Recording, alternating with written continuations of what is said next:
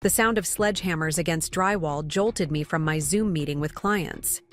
I raced downstairs in disbelief, my professional composure shattering at the sight before me. My mother-in-law Diana directing workers as they demolished the kitchen wall I'd lovingly restored with my own hands. "This load-bearing wall simply has to go, Emma," she announced without looking up from her designer notepad. Before we jump back in, tell us where you're tuning in from. And if this story touches you, make sure you're subscribed, because tomorrow, I've saved something extra special for you. Nathan always hated how closed off this space felt. I stood frozen, my laptop still clutched in my hand, the voices of my financial advisory clients calling out from the screen. "Hi, I'm Emma Cooper, and 3 weeks ago I thought I understood the meaning of invasion. I was wrong. What I didn't know then was that my in-laws weren't just after my kitchen, they were orchestrating the complete financial hijacking of my life." Snow fell gently outside my office window as I finalized investment projections for the Ferguson account.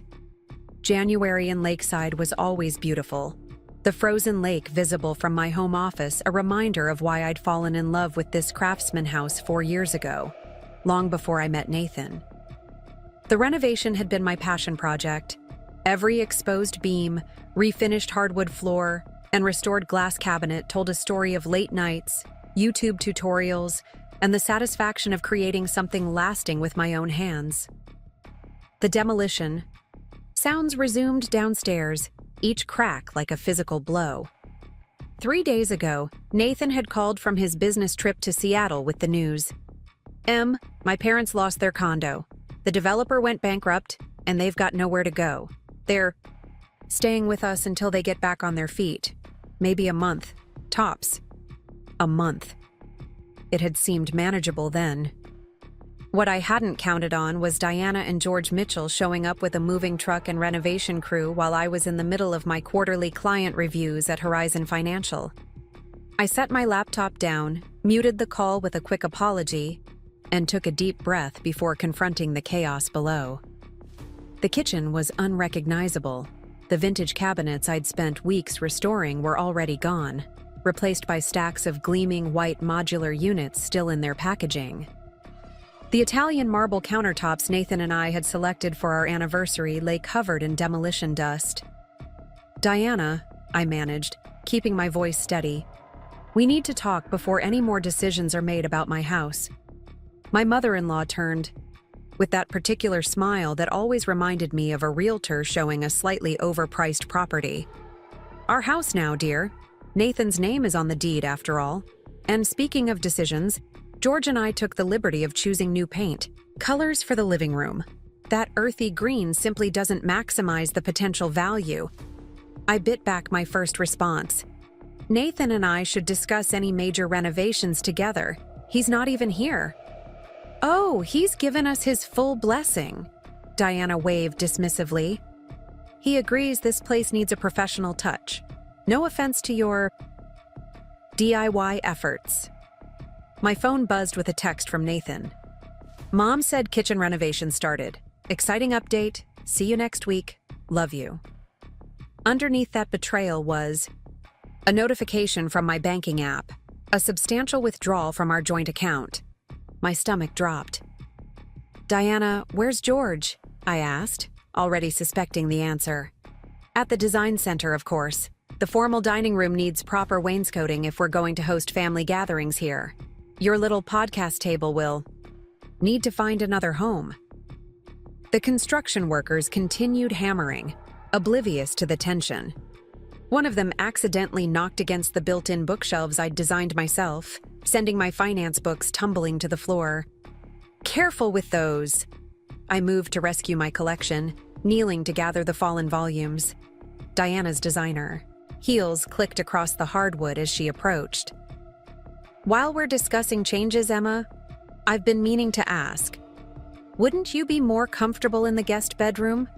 The primary has that lovely eastern exposure for George's morning meditation." I stood slowly, books clutched to my chest like armor. "This has gone far enough.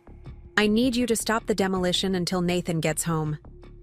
This is still my house." "Is it, though?" Diana's smile never faltered. Nathan mentioned you've been spending excessive hours at work lately. He's concerned about your priorities. House is meant to be a home, not an investment property. The irony wasn't lost on me. Diana, the retired real estate agent who'd flipped houses for 30 years, lecturing me about treating property as a home. The renovations continue, she added with finality. George has already ordered custom cabinetry, non-refundable deposits, you understand. My phone buzzed again. Olivia, my best friend and the sharpest attorney in Lakeside. Our weekly lunch was scheduled for today. Perfect timing. I need to handle some client issues, I said, not bothering to hide my retreat as I headed for the door, grabbing my coat and laptop bag. Please don't make any more structural changes before I return. Diana was already directing the workers again, her voice carrying that familiar, authoritative tone I'd heard at countless family gatherings. The load-bearing wall stays for now, but mark that section for the kitchen island expansion. Nathan's always wanted a proper chef's kitchen. The bitter cold outside was almost welcome after the suffocating tension inside. Snow crunched under my boots as I made my way to my car, hands shaking as I texted Olivia. Emergency. Meet now? Her response was immediate. Lakeside Brew. 15 Minerger bring documents. Documents. Even in crisis, Olivia thought like an attorney. I slid into my car, opening my banking app again to screenshot the unauthorized withdrawal. $5,000 transferred to an account labeled Mitchell Renovations, LLC. My podcast microphone sat in the passenger seat, where I'd left it after recording yesterday's episode on financial boundaries in relationships. The irony would have been amusing if I weren't living the exact opposite of my professional advice. As I pulled away from the house, my house, Diana appeared at the front door, phone pressed to her ear, watching me leave with an expression that looked disturbingly like satisfaction. The quaint downtown area of Lakeside was bustling despite the cold, tourists and locals alike enjoying the winter charm of our lakefront shops. Lakeside Brew occupied the corner spot with the best view of the frozen expanse, its windows frosted with decorative snowflakes. Olivia was already waiting, 2 steaming mugs on the table before her. Her courtroom-ready appearance, perfectly tailored pantsuit, and not a strand of her dark hair out of place, contrasted with my harried state. "You look like you've seen a ghost," she said, as I collapsed into the chair opposite her. "Or worse, a bad investment. How about in-laws with demolition equipment?" I wrapped my cold hands around the mug. "They're tearing apart my kitchen as we speak." Olivia's professional mask slipped for a moment, revealing genuine shock. "Without your permission?" "With Nathan's, apparently." I pulled out my phone, showing her the text and bank withdrawal. "They lost their condo in that Lakeview development. Scandal, and now they're treating my house like their next renovation project." "The Mitchell Aurora Tower development?" Olivia leaned forward. "Emma, that wasn't just a bankruptcy. There are rumors of serious financial improprieties. Several investors have contacted our firm." I hadn't known that part. "Diana just said the developer went bankrupt. There's more to it." Olivia pulled out her tablet, typing rapidly. "George, Mitchell's name has come up in our preliminary research. He was an early investor who pulled out just before everything collapsed." "Convenient timing," I murmured, thinking of the non-refundable deposits Diana had mentioned. "Very." Olivia looked up from her screen. "And now they're remodeling your house with your money?" "A house I bought before I even met Nathan." I scrolled through my phone gallery, finding photos of the kitchen renovation I'd completed myself 2 years ago. "Look what they're destroying! I restored those cabinets myself." Olivia studied the before and after photos, her expression softening. "It was beautiful, Em. It was mine." The past tense felt like another loss. "Yes, but legally..." Olivia hesitated, slipping back into lawyer mode. "When did you add Nathan to the deed?" "Last year, for our 2nd anniversary." I thought it romantic at the time, a gesture of commitment. But that doesn't give his parents the right to take over. No, it doesn't. Olivia set down her mug decisively. First thing we need to do is freeze that joint account before they drain it completely. My phone buzzed with a notification from my banking app. Another withdrawal, this time for $12,000. Too late. I turned the screen toward her. I should have seen this coming. Diana's been making comments about my excessive earnings for months, how a wife shouldn't outshine her husband financially. Charming, Olivia muttered. Does Nathan know they're spending your money? I'm not sure what Nathan knows anymore. Preparing and narrating this story took us a lot of time, so if you are enjoying it, subscribe to our channel. It means a lot to us. Now back to the story. The admission hurt more than I expected. He's been distant lately, taking more business trips, staying later at the office. When does he return from Seattle? Next week. But I'm not waiting that long. I need to stop them before they demolish. Anything else that matters to me? Olivia's expression turned serious. Emma, as your friend, I'm concerned. As your lawyer, I'm alarmed. This isn't just about renovations. This pattern of behavior, moving in without proper discussion, making major changes to your property, accessing your finances, it has red flags all over it. What kind of red flags? The chill I felt had nothing to do with the winter weather outside. The kind that suggests this might be a calculated move rather than a temporary solution to their housing problem. Olivia pulled out a legal pad. Let's start with what we know. Timeline, please. I recounted the events of the past 3 days. Nathan's call about his parents needing a place to stay, their arrival with moving trucks and renovation crews, Diana's immediate takeover of the household decisions and the financial withdrawals. Olivia's pen moved rapidly across the page. And before this, any financial discussions between Nathan and his parents recently? Changes in his behavior? Unusual questions about your assets? The questions made me uncomfortable. But as I thought, back over the past few months, patterns emerged that I'd overlooked. Nathan's sudden interest in my client list at Horizon Financial, his questions about my podcast revenue, the suggestion that we consolidate our separate retirement accounts. For simplicity, he's been pushing for me to add him as an authorized user on my primary credit card, I realized aloud. The one I've had since college. Perfect payment history, substantial credit limit. Did you? Olivia asked. Not yet. I've been meaning to, but work got busy. My excellent credit score suddenly felt like a dodged bullet. Thank goodness for procrastination, Olivia muttered. Anything else? Property discussions, estate planning, insurance policies? Nathan's been talking about life insurance lately. Substantial policies for both of us. The pieces were starting to form a disturbing pattern. Olivia, you don't think... I don't know what to think yet. She set down her pen. But I know we need to protect your assets immediately, starting with your house. My phone buzzed again, an email notification that made my blood run cold. What is it? Olivia asked, noticing my expression. An application confirmation.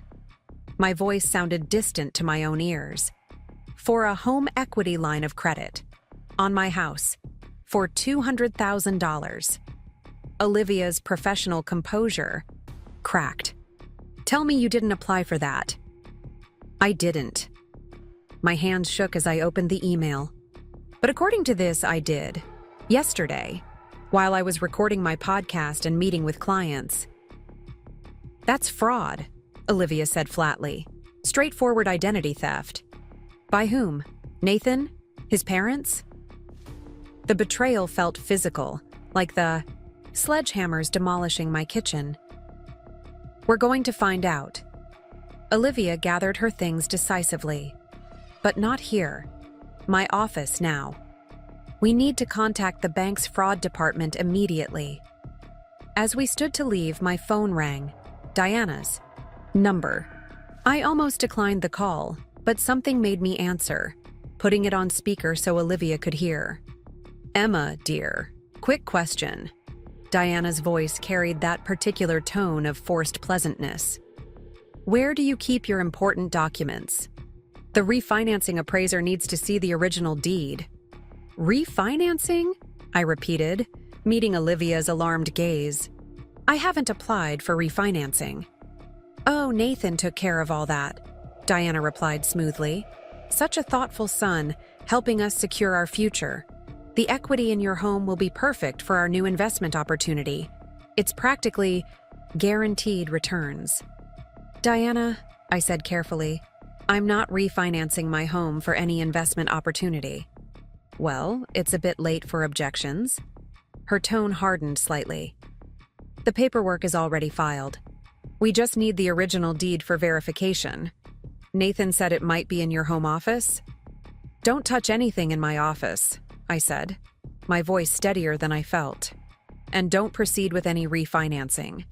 Nathan doesn't have authorization to do that without my consent." Diana's laugh held an edge of condescension. "Sweetie, your signature is already on the documents. Rather messy penmanship, I might add. You really should work on that." The call ended before I could respond. Olivia and I stared at each other in stunned silence. "That," Olivia said finally, "was a confession to forgery on a recorded line." "And admission of a larger scheme," I added, thinking of Diana's mention of investment opportunities. "We're not just going to my office," Olivia decided, grabbing her coat. "We're going directly to the police. Bring your laptop and any financial records you can access remotely. This just became a criminal matter." As we stepped out into the swirling snow, my phone buzzed with a text from Nathan. "Mom says you're being difficult about the refinancing. Don't worry so much. It's a great opportunity for all of us. Trust me?" Trust. The word that had led me to add his name to my deed. The concept that had made me ignore the warning signs. The faith that was now shattered beyond recognition. I showed Olivia the message before typing my response. "Coming home now to discuss. Don't sign anything else until I arrive." "Good," Olivia approved. "Keep them thinking you're compliant while we get the authorities involved." What if Nathan really doesn't understand what they're doing? The question had been gnawing at me. What if he's just caught in the middle? Olivia's expression softened momentarily. "Then he'll have a chance to prove that. But right now, your financial security and legal standing are at risk. We focus on protecting you first, understanding his role second." The drive to the Lakeside Police Department was tense, the familiar streets of my adopted hometown now seeming alien and threatening. Had I ever really known the family I'd married into? Had I been so blinded by love, or perhaps by the desire for family after years on my own, that I'd missed obvious warning signs? Officer Patel met us in the reception area, her expression serious as Olivia explained the situation. As a financial advisor, I'd worked with clients who'd experienced fraud before, but I'd never imagined becoming a victim myself. The irony wasn't lost on me. Just last month, I'd recorded a podcast episode on recognizing signs of financial abuse. "Ms. Cooper," Officer Patel said, reviewing the evidence on my phone, "these are serious allegations. Identity theft, forgery, unauthorized access to financial accounts. Have you confronted your husband directly about these activities?" "He's currently in Seattle," I explained. "At least, that's what he told me." "We can verify that," she nodded. "In the meantime, I recommend you don't return home alone. If your in-laws are engaged in fraudulent activity, confronting them directly could escalate the situation." "But my house," I started. "Can be dealt with through proper legal channels," Officer Patel finished firmly. "Your safety comes first." "She can stay with me," Olivia offered immediately. "My condo has excellent security." Officer Patel nodded approvingly. "Good. We'll need formal statements from both of you, and we'll contact the financial institutions involved." "Ms. Cooper, do you have somewhere secure to access additional records? Financial statements, communication history with your husband and in-laws, Property documents? My work office, I said, thinking of the secure servers at Horizon Financial. I have cloud backups of most important documents, and my work computer has encrypted access. Perfect. Gather what you can without alerting your family members. Officer Chen will accompany you to ensure there's no interference. She gestured to a younger officer who nodded respectfully. As Officer Chen escorted us out, my phone rang again. George this time, not Diana. I showed the screen to Officer Patel. Put it on speaker, she instructed. George's voice filled the small space, uncharacteristically animated. Emma, wonderful news. The investment opportunity I mentioned to Diana. We've been approved for the initial offering, with your house as collateral. We're looking at potential returns of 30% within 6 months. My house as collateral? I repeated, looking at Officer Patel, who nodded encouragingly. Yes. The refinancing paperwork is processing beautifully. Nathan's taking care of the final details from Seattle. Such a blessing having a son in marketing. He understands opportunity when he sees it. What exactly is this investment, George? I kept my voice neutral, following Officer Patel's silent guidance. The Westlake Revival Project. Luxury condominiums. With lake views, exclusive amenities. Similar to the Aurora Tower concept, but with improved structural elements. We've secured early investor status, which means preferred returns before public offering. Like the Aurora Tower, I repeated, the development that just went bankrupt. George's enthusiasm dimmed slightly. Minor setback. Different management. This time. Diana's handling the marketing strategy personally. I see. And how many other investors are involved? Small circle of family and close friends. George's voice turned conspiratorial. Diana's sister Patricia, Nathan's old college roommate, a few select clients from Diana's real estate days. Exclusive opportunity. Sounds too good to pass up, I said, watching Officer Patel typing notes rapidly. When can I see the prospectus? Oh, George seemed taken aback. Diana mentioned you preferred to leave the financial details to Nathan, given your emotional approach to money. My emotional approach to money had built a 6-figure investment portfolio before I'd met Nathan, but I swallowed the retort. I'd still like to review the documentation. Of course, George backpedaled. I'll have Diana prepare something suitable. Simple terms, nothing too complex. Thank you, George. I look forward to it. I ended the call, meeting Officer Patel's gaze. Investment fraud, she said immediately. Possibly a Ponzi scheme based on the mention of preferred returns before public offering. We need to contact the Financial Crimes Unit. The systematic dismantling of my life continued at the police station as I provided statement after statement, signed form after form, and watched Officer Patel's team build a case file that grew thicker by the hour. What had started as unauthorized? Kitchen renovations had expanded into potential wire fraud, identity theft, and investment scams that stretched back years before I'd even met Nathan. Ms. Cooper, Detective Marshall from the Financial Crimes Unit said, reviewing my statements.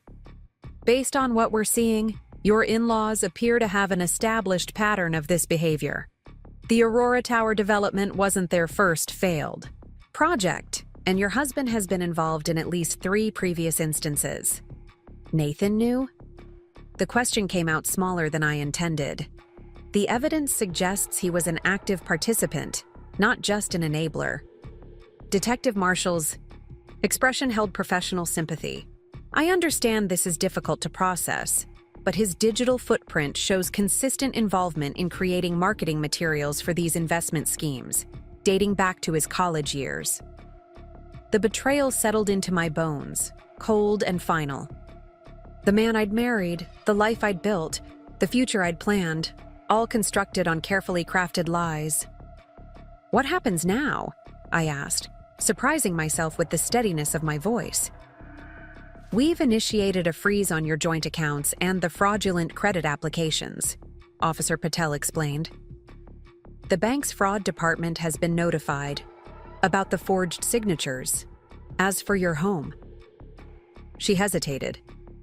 Because your husband is legally on the deed, the situation is complicated, Detective Marshall finished.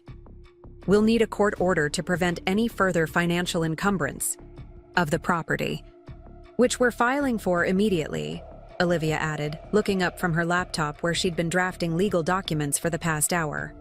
Emma, we should also consider an emergency restraining order.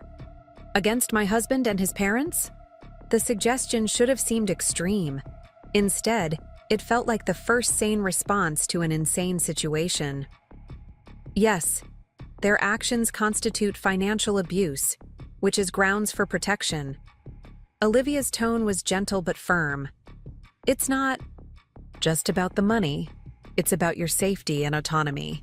My phone, which had been buzzing periodically throughout the interview, lit up with another notification. This time, it wasn't a text or call, but an alert from my home security system. Motion detected in my home office. Officer Patel leaned forward to view the notification.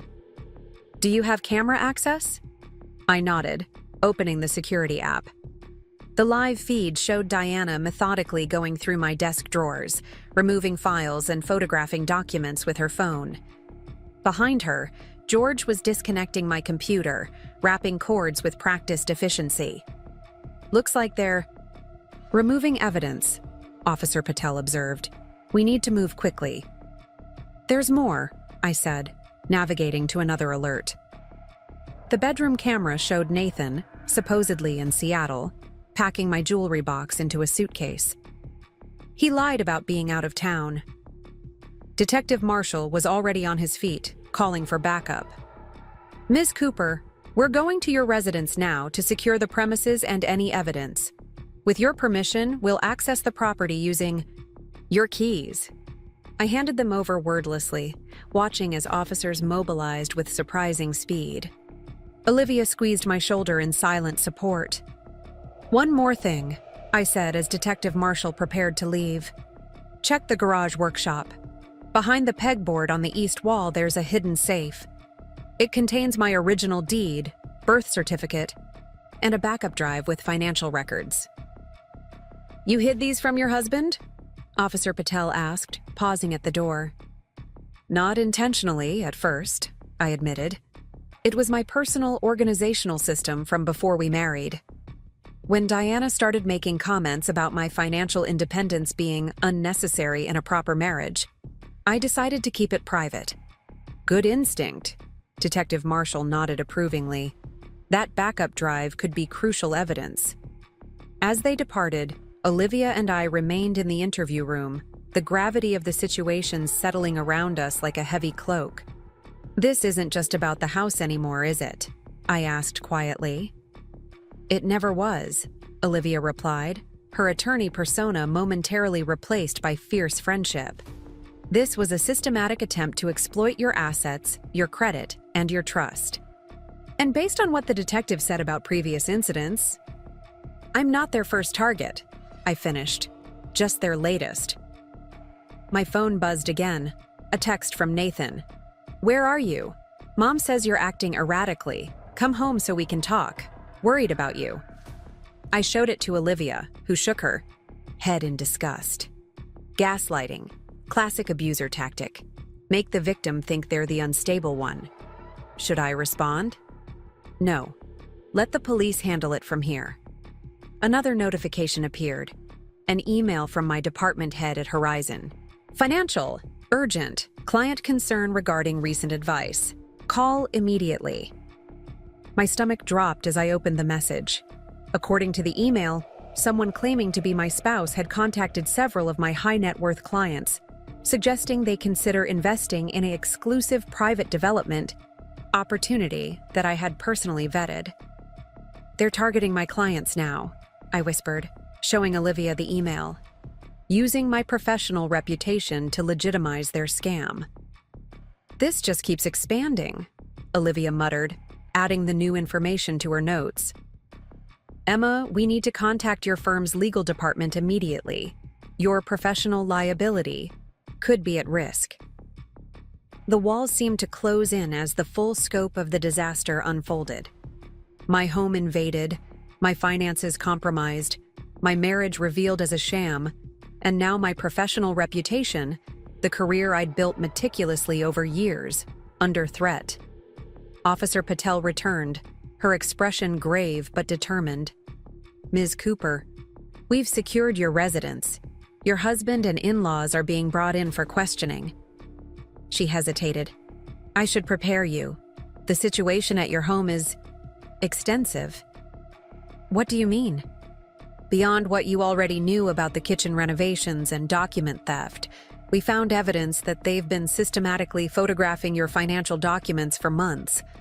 There's a detailed dossier on your assets, client relationships, and investment strategies. And," she paused, visibly uncomfortable.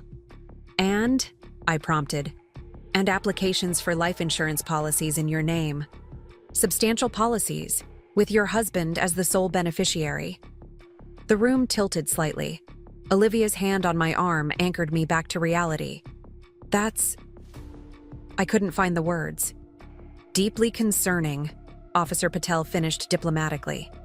"We've also found correspondence regarding property transfers that would occur after Emma is no longer in the picture." The clinical description of what appeared to be plans for my elimination sent ice through my veins. "Are you saying they were planning to..." I couldn't complete the thought. "We don't have explicit evidence of physical harm being planned," Officer Patel said carefully. "But the financial maneuvering, when taken together with these insurance applications and property transfer discussions, presents a disturbing pattern." "I want that restraining order," I said to Olivia, who was already typing furiously on her phone. "Already on it," she confirmed. "Judge Watkins owes me a favor. We'll have emergency orders by morning." Officer Patel nodded approvingly. "In the meantime, you absolutely cannot return home. We've stationed an officer at your residence to secure the premises and evidence, but your safety is our primary concern." My phone buzzed yet again, this time with multiple notifications from my banking app, attempted withdrawals from my personal accounts, credit card applications, changes to beneficiary designations on my retirement accounts. "They're getting desperate," Officer Patel observed, looking over my shoulder. "This flurry of activity suggests they know we're onto them." "Can they access any of these accounts?" I asked, scrolling through the alarming list of notifications. "Not if they've been properly frozen," she assured me. "But we should contact each institution directly to confirm security measures are in place." The next few hours passed in a blur of phone calls, formal statements, and legal filings. By midnight, I had spoken with fraud departments at 5 financial institutions, filed emergency requests to freeze my credit reports, and provided Detective Marshall with access to my digital records going back 5 years. When we finally left the police station, the snow had stopped, leaving Lakeside blanketed in pristine white that seemed to mock the chaos of my life. Olivia drove us to her downtown condo in silence, both of us too exhausted for conversation.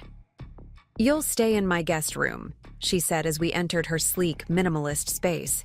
"Security system is top of the line, and the doorman has been instructed not to allow anyone up without explicit permission." "Thank you," I said, the inadequacy of the words hanging in the air between us. "Olivia, Don't," she interrupted gently. "Don't apologize for being victimized. Don't second-guess yourself for trusting your husband. And definitely don't thank me for basic human decency." The simple absolution broke something inside me, and for the first time since seeing the demolition crew in my kitchen that morning, I allowed myself to cry. Deep, wrenching sobs that acknowledged not just the financial betrayal but the loss of the future I had believed in. Olivia held me through it, her own eyes bright with unshed tears. When I finally quieted, she handed me a tissue and managed a small smile. "You know what the worst part is?" I said, my voice raw. "I keep thinking about my podcast listeners, All that advice I've given about financial independence and recognizing the signs of financial abuse. How can I face them knowing I missed those exact signs in my own life? That, Olivia said firmly, is exactly why you will face them. Because now you understand in a way textbook knowledge could never provide. Your experience, painful as it is, will help others recognize these patterns before they escalate.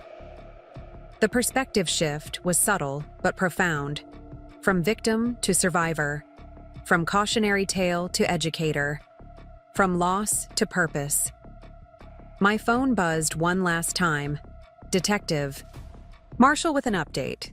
Suspects in custody. Preliminary evidence confirms widespread fraud scheme involving multiple victims. Your backup drive providing crucial information. Rest assured we'll pursue this aggressively. Officer stationed at your residence overnight. I showed Olivia the message, a strange calm settling over me despite the devastation of the day. You know what this means? She asked. That I've lost my home, my marriage, and possibly my professional reputation in a single day. No. She took my hands in hers, her expression fierce with loyalty. It means you've exposed a criminal, operation that has harmed multiple victims. It means you've protected your clients from becoming their next targets. And it means you haven't lost your home. You've reclaimed it from people who tried to steal it from you. The reframing didn't erase the pain, but it offered a perspective that allowed me to breathe more easily. This wasn't the end of my story. It was merely the beginning of a different chapter, one where I would rebuild stronger and wiser than before. Tomorrow, I said, finding unexpected resolve in my voice. I need to start damage control with my clients and employer. And file for divorce, Olivia added pragmatically. And that, I agreed. But tonight. And tonight you rest, she finished. Everything else will wait until morning. As I settled into Olivia's guest room, surrounded by the unfamiliar but safe space that represented my new reality, I opened my laptop one last time. Instead of checking emails or financial accounts, I created a new document. The title came to me without hesitation. When Those Closest Become Your Greatest Threat. A Financial Advisor's Guide to Recognizing and Surviving Intimate Financial Abuse. The irony wasn't lost on me. I had become both the expert and the example. But as I began typing, organizing the hard-earned wisdom of the past 24 hours, I felt something unexpected beneath the pain and betrayal. Purpose. And the first fragile seedlings of power reclaimed. Morning came with brutal clarity as sunlight streamed through Olivia's guest room blinds. For a blissful moment, I forgot everything.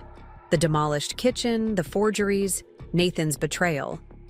Then reality crashed back with the buzz of my phone. Another notification from my home security system. Diana and George were being escorted from my property by uniformed officers, their faces twisted with indignation even through the grainy footage.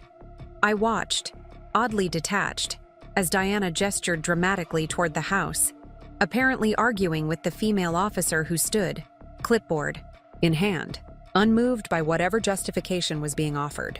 Got coffee, Olivia announced, appearing in the doorway with 2 steaming mugs. She noticed me watching the security feed and sat beside me on the bed. How many cameras did you have installed? 6, I admitted. After our home was broken, into last year, Nathan thought it was excessive. And now we know why. Olivia handed me a mug. Detective Marshall called. They're holding Nathan and his parents for questioning, but charges haven't been formally filed yet. They're building the case. I nodded, the coffee bitter on my tongue. What about my house? Crime scene for now. They're documenting everything, the renovations, the forged documents, every piece of evidence. Once they're finished, you can return. But it won't be home anymore, I finished quietly. The thought of returning to spaces that had been violated so thoroughly made my skin crawl. Every corner would hold memories of betrayal. Olivia squeezed my hand. You can stay here as long as you need. No rush decisions. My phone rang. Marcus Daniels, my mentor at Horizon Financial. I'd sent him an urgent email last night explaining the situation in professional terms that betrayed none of the personal devastation behind it. I should take this, I murmured, and Olivia nodded, leaving me to the call. Emma? Marcus's familiar voice held none of his usual easygoing warmth. I've been in emergency meetings with legal since 5 a.m. How bad is this? I took a deep breath. Worse than I initially thought. They've been contacting my clients directly, using my name to legitimize an investment scheme similar to the Aurora Tower collapse. Christ. The single word conveyed volumes. The compliance team is having heart palpitations. The SEC gets wind of this. I know. That's why I reported it immediately. My professional training kicked in, steadying my voice. I've provided all documentation to law enforcement, including evidence that the communications were fraudulent and unauthorized. That helps, but Emma, Marcus paused. The board is concerned about potential liability. They're suggesting a temporary leave of absence while this is sorted out. The final blow. My career, the one thing I thought they couldn't touch, now compromised. I understand, I said, the words hollow in my throat. For what it's worth, I fought against it. Told them you're the victim here, not the perpetrator. Marcus sounded genuinely distressed. They're paying your full salary during the leave, benefits intact, but my clients will be reassigned. My reputation, under scrutiny. I finished his thought, a skill honed through years of professional partnership. Temporarily, he insisted. And I'll personally handle your key accounts. No one but me. When this blows over, if it blows over, I corrected, the reality of my situation sinking in deeper. When? Marcus repeated firmly. Emma, you've built the strongest client relationships in the firm. They trust you. We trust you. This is a precaution, not a punishment. After we disconnected, I sat motionless, staring at the unfamiliar walls of Olivia's guest room. In 24 hours, I'd lost my home, my marriage, and now my professional. Standing. The methodical dismantling of my life was so thorough it bordered on artistic. My phone buzzed again. A text from an unknown number. Emma, it's Sophia, Nathan's sister. We need to talk. It's important. Please. Sophia Mitchell. The prodigal daughter who distanced herself from the family years ago for reasons Nathan had always described vaguely as differences in financial philosophy. I'd met her exactly once at our wedding, where she'd stood apart from the family, photos and left immediately after the ceremony. Diana had dismissed her as always difficult, while George had changed the subject entirely.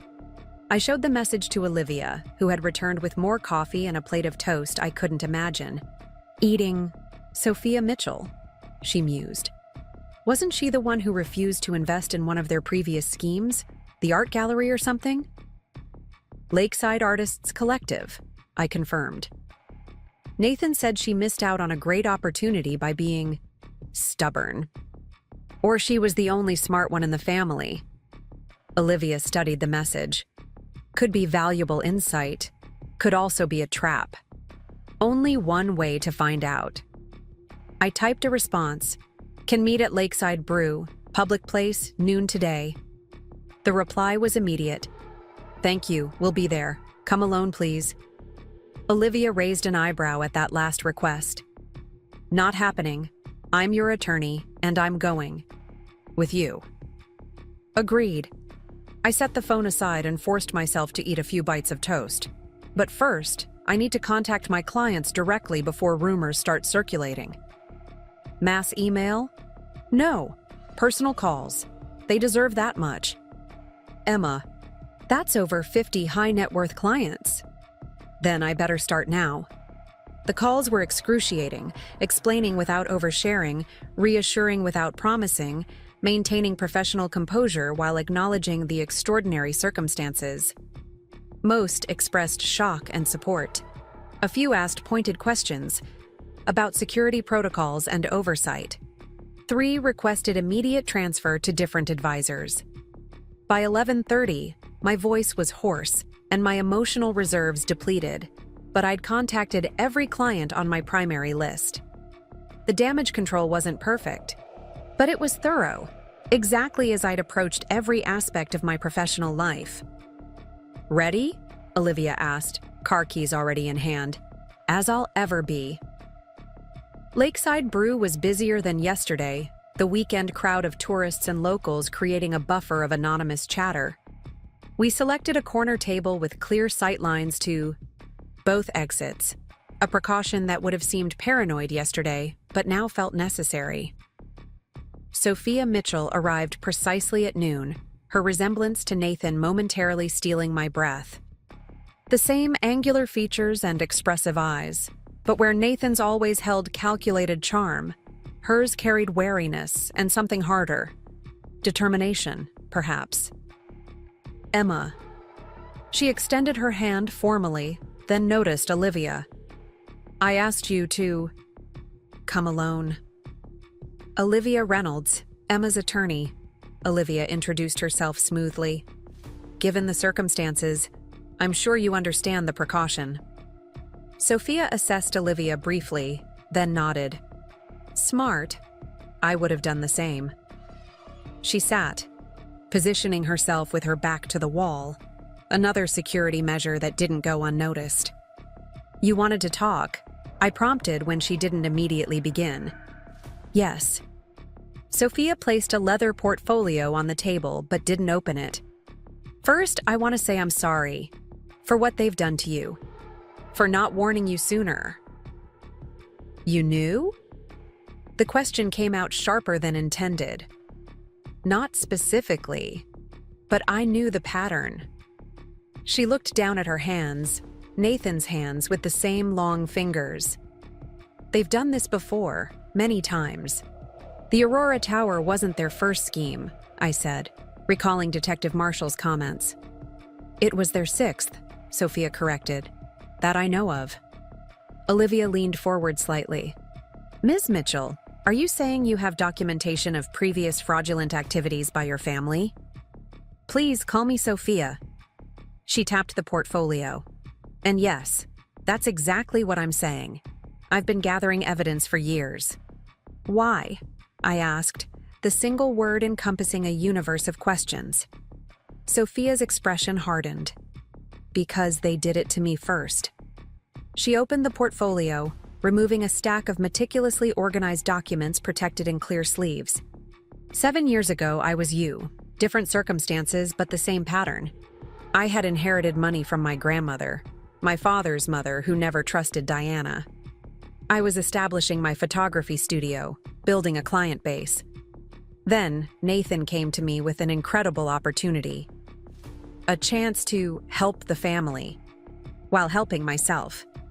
The familiar phrasing sent a chill through me. Nathan had used almost identical words when suggesting I add him to my house deed. "They took everything," Sophia continued, her voice flat with old pain. "My inheritance, my business loans, my credit. By the time I realized what was happening, they had systematically drained every resource I had. When I confronted them, they claimed I had authorized everything. Had the paperwork to prove it, with my signature perfectly forged by my loving mother. That's why you weren't at family gatherings," I realized. "Nathan said you traveled constantly for work." A bitter smile crossed Sophia's face. "I was working constantly, all right. 3 jobs to rebuild my credit and life from scratch. The travel was a convenient fiction to explain my absence." "Why didn't you report them?" Olivia asked, her attorney's mind clearly cataloging potential legal avenues. "I tried." Sophia removed another document, a police report dated 6 years earlier. Detective filed it away as a family financial dispute. Suggested I get counseling for my misunderstandings about how families share resources. I recognized the gaslighting technique immediately. They got to the detective. Diana's cousin was married to his captain, Sophia confirmed.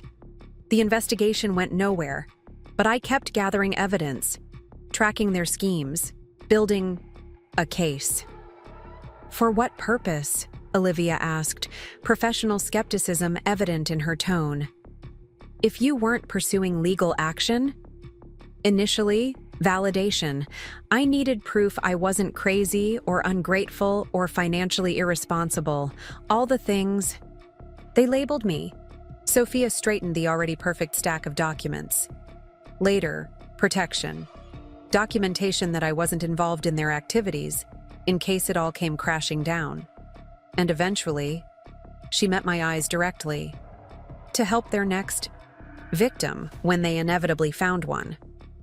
Me, I said quietly. You. She nodded. I tried to warn you at the wedding, remember? My cryptic comment about keeping your finances separate? I did remember a brief, awkward exchange during the reception that I'd attributed to family tension. You said something about separate accounts being the key to marital harmony. Nathan interrupted before I could say more. Sophia's expression darkened. He's always been their perfect accomplice, the charming face that disarms suspicion. You're saying he's not just caught in the middle? That he's actively part of their schemes? The last remnant of hope that Nathan might be a victim himself withered. Sophia removed a final document from her portfolio, a flowchart of transactions, with Nathan's name highlighted throughout. He's their advance man, the one who identifies and cultivates targets, establishes trust, gains access. Diana and George execute the schemes, but Nathan selects the victims and creates the openings. The methodical calculation behind my entire relationship with Nathan hit me with physical force. He married me for my financial profile. Yes. Sophia didn't soften the blow. You were perfect, successful, independent, with established credit and assets, but also... She hesitated. Also what? I demanded. Eager for family, she finished gently. They target people with strong financial resources but emotional vulnerabilities. People who want connection badly enough to overlook warning signs. The assessment was brutally accurate. After years of building my career with single-minded focus, I had been hungry for the family connection Nathan had seemed to offer. The holiday gatherings, the sense of belonging, the shared future. I'd interpreted Diana's controlling tendencies as misguided affection, George's financial questions as genuine interest. I'd wanted family so badly, I'd willingly blinded myself. I'm not the only one, am I? I asked, already knowing the answer. No. Sophia pushed the portfolio toward me. There were 4 others before you. 2 divorced Nathan once the financial damage was done, believing it was just a failing marriage. 1 still thinks she made poor investment decisions on her own. And 1. 1 what? Olivia prompted when Sophia trailed off. Vanished. Sophia's gaze was unflinching. Rebecca Winters, Nathan's first wife. After their divorce, she threatened to expose their schemes. 2 weeks later, she disappeared. Police ruled it a likely suicide. Abandoned car near Lakeside Cliff. No body ever recovered. You think they... I couldn't complete the thought. I don't know, Sophia admitted. But I found this in George's office when I was gathering my evidence. She withdrew a final document from a hidden pocket in the portfolio. A life insurance policy on Rebecca Winters, with Nathan as the sole beneficiary. It was paid in full 3 days after she disappeared. Olivia took the document, examining it with professional precision. This is significant evidence. Have you shared this with authorities? I tried. Same response as before. Family matter. Insufficient evidence. Sophia's frustration was palpable. But now, with your case, with multiple financial institutions involved and clear evidence of forgery and fraud, they can't dismiss it as a family dispute, I finished, understanding dawning. You're not just here to warn me. You want my help bringing them down. Yes. The single word held years of determination. Your evidence combined with mine creates a pattern too comprehensive to ignore. Detective Marshall has already contacted me based on documents they found in your home. I'm meeting with her this afternoon. Olivia was already taking notes. This changes the scope significantly. From individual fraud to organized serial financial crimes, possibly worse. My phone buzzed. A text from Detective Marshall. New development. Diana Mitchell attempted to transfer property under your name this morning. Mortgage applications with your forged signature on multiple properties. Need you at station ASAP. I showed the message to Olivia and Sophia. They're desperate, Sophia noted, accelerating their usual timeline. Because we've exposed them, I agreed, a strange calm settling over me as pieces clicked into place. The temporary shock was receding, replaced by analytical clarity. The same mental state that served me when handling complex financial strategies. Emma, Olivia's voice carried a warning note. We need to consider that if they're desperate enough to continue committing fraud while under investigation, then they're desperate enough to ensure I can't testify, I finished. The danger should have terrified me, but instead it crystallized my resolve. Detective Marshall needs to know everything. Not just about the financial crimes, but about Rebecca Winters, too. Sophia gathered her materials with practiced efficiency. I'll drive separately to the station. Better not to be seen together until we're in a secure location. The practiced paranoia in her precautions spoke volumes about the years she'd spent looking over her shoulder, anticipating her family's next move. As she stood to leave, I asked the question that had been nagging at me. Why did you wait until now? You could have come forward when they first targeted me. Sophia paused, her expression complicated with regret and justification. I tried. In my way. That wedding warning. Anonymous tips to your firm's compliance department about Nathan's previous ventures. But ultimately, she met my eyes directly. No one would have believed me without evidence of a new crime. They're too good at what they do, too practiced at dismissing accusations as family jealousy or misunderstanding. And I needed to fail first, I concluded, understanding with painful clarity. You needed me to become their victim before my testimony would be credible. Yes. The admission clearly cost her. I'm sorry, Emma, I truly am. But 5 women before you weren't enough to stop them. Maybe 6 will be. After she left, Olivia and I sat in silence, processing the expanded dimensions of what had begun as kitchen renovations and was now revealing itself as a years-long criminal enterprise. We should get to the station, Olivia finally said, gathering her things. I nodded, but as we stood to leave, my phone rang. An unknown number with a Seattle area code. Should I answer? I asked Olivia. On speaker, she decided. Could be relevant to the case. The voice that greeted me was female, professionally pleasant, but with an undercurrent of urgency. Am I speaking with Emma Cooper? Yes, I confirmed. Who's calling? Jennifer Walters, senior fraud investigator with Pacific Northwest Banking Group. She introduced herself. I'm following up on unusual activity flagged in our system this morning. Several mortgage applications were submitted under your name, for properties in Seattle and Portland. I didn't apply for any mortgages, I said immediately. I'm already working with local authorities on related fraud issues. I suspected as much, she replied. The applications were submitted by a George Mitchell, claiming to be your financial advisor. When our verification system flagged inconsistencies, in the documentation, he provided supposed authorization letters with your signature. Our forensic analysis indicated likely forgery. Definitely forgery, I confirmed.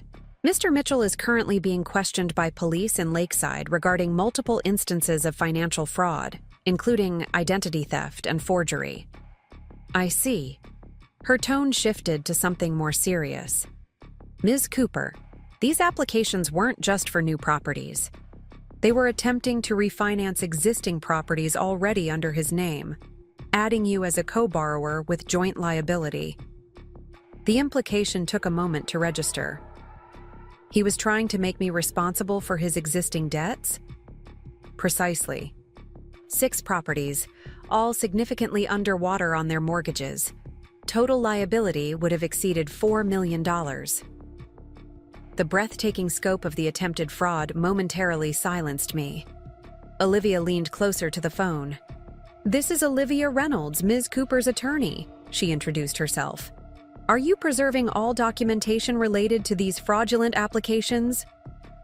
"Absolutely," Jennifer confirmed. "Our security team has already compiled a complete file. We've placed fraud alerts on Ms. Cooper's information in our system and flagged the Mitchell accounts for investigation. I can have everything transferred to your local authorities. You mentioned Lakeside?" "Yes," I managed, finding my voice. Again. "Detective Marshall with the Lakeside Financial Crimes Unit." After providing the necessary contact information and ending the call, I sat back, trying to absorb this latest development. $4 million, I repeated numbly. They were trying to saddle me with $4 million in underwater mortgages. "Classic bust-out scheme," Olivia noted, her expression grim. "Maximize the victim's credit, then transfer the liability while extracting whatever liquid assets they can. But why now? Why so blatantly when they're already under investigation?" Olivia considered this. Last desperate grab before everything falls apart? Or they never expected to get caught, I finished, the realization chilling. They thought I'd be too confused, too emotional, too intimidated to fight back. Effectively, and they were wrong. Olivia's tone carried a fierce pride on my behalf. Let's go make them regret that miscalculation.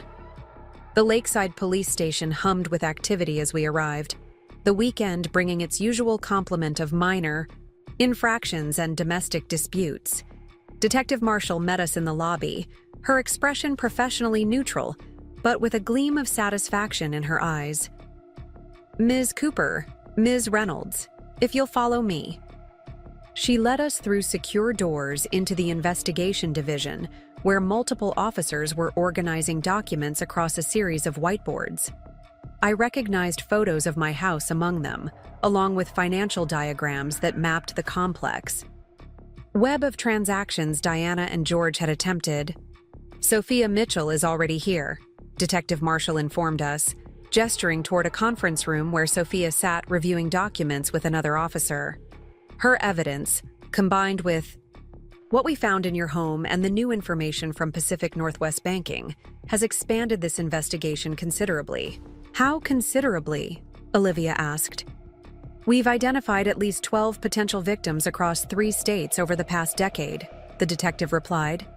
"The Mitchell family appears to have developed a sophisticated fraud operation targeting financially secure individuals through personal relationships, gradually assuming control of their assets, then moving on once resources were depleted. And Nathan's role?" I asked, needing confirmation of what Sophia had already revealed. Detective Marshall's expression softened slightly. "I'm sorry, Ms. Cooper, but evidence indicates he was a willing and active participant. His primary function appears to have been identifying and cultivating potential targets, including you." Even expecting it, the confirmation felt like a physical blow. Our entire relationship was a setup. "Unfortunately, yes. We've found detailed notes on your financial standing dating back to before your first meeting, which, I should mention, appears to have been deliberately orchestrated rather than the chance encounter at a charity event you believed it to be. The calculated deception behind even our initial meeting, a supposed coincidence at a financial literacy fundraiser, unraveled whatever lingering doubt I might have harbored about Nathan's innocence. 3 years of memories recontextualized themselves in an instant. His interest in my career, his encouragement of my success, his apparent support of my independence, all designed to position me as the perfect mark. "I'd like to see him," said suddenly, surprising even myself. Detective Marshall exchanged a glance with Olivia. "That's not advisable during an ongoing investigation." "Not for reconciliation," I clarified. "For closure. I want him to know I'm not hiding, not broken, not intimidated. I want to look him in the eye while he knows I understand exactly what he did." "Emma," Olivia began, concern evident in her tone. "I need this," I insisted, meeting Detective Marshall's evaluating gaze.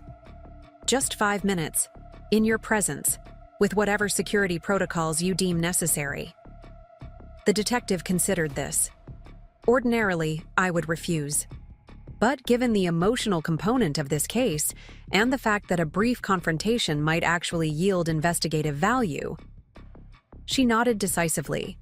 5 minutes, in an interview room with officers present and recording. No discussion of case specifics. "Thank you," I said, relief washing through me. The need to face Nathan directly had grown from a whisper to a shout in the space of minutes, not for reconciliation or explanation, but for something more fundamental: reclamation of my narrative. Detective Marshall led us deeper into the station, past holding cells where I caught a glimpse of George Mitchell sitting alone, his usual confidence replaced by sallow defeat. No sign of Diana. "Mrs. Mitchell has been transferred to county holding," the detective explained, noticing my glance. Her behavior became problematic during initial questioning. The interview room was standard issue institutional: bare walls, basic table, uncomfortable chairs. Nathan sat alone, still wearing yesterday's clothes, his normally perfect appearance rumpled from a night in custody. He looked up as the door opened, his expression cycling rapidly from hope to wariness as he saw me. "Emma." My name on his lips sounded different now. Hollow. Performative. "Thank God. There's been a terrible misunderstanding. My parents, they—" "5 minutes," Detective Marshall interrupted, positioning herself by the door as Olivia took a position slightly behind me. "Ms. Cooper has requested a brief meeting for personal closure. This conversation is being recorded." Nathan's practiced charm faltered momentarily before reasserting itself. "Of course. Emma, sweetheart. I can explain everything. My parents acted without my knowledge.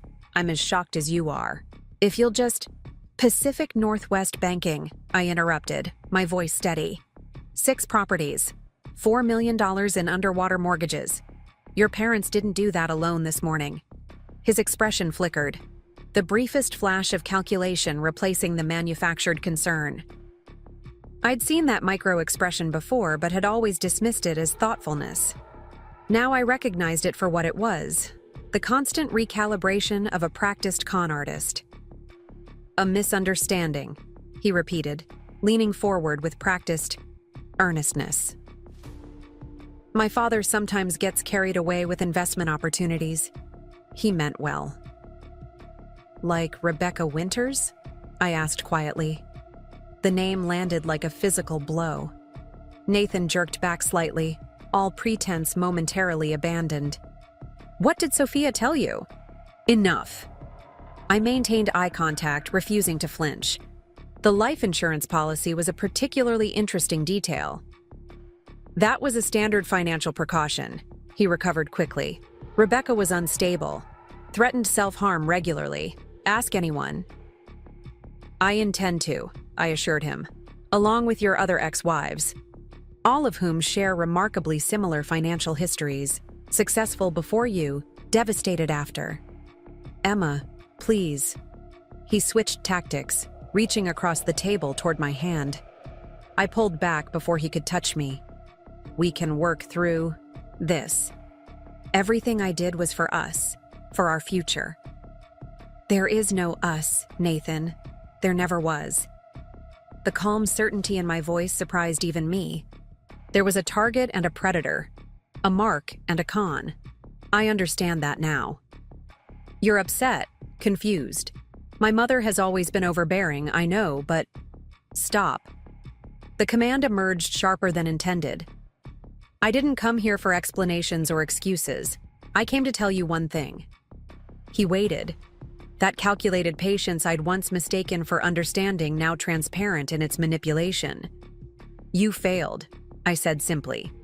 Your parents failed. The scheme failed. I'm still standing, still solvent, and now, thanks to your miscalculation, equipped, with everything needed to ensure you can never do this to anyone else. Emma?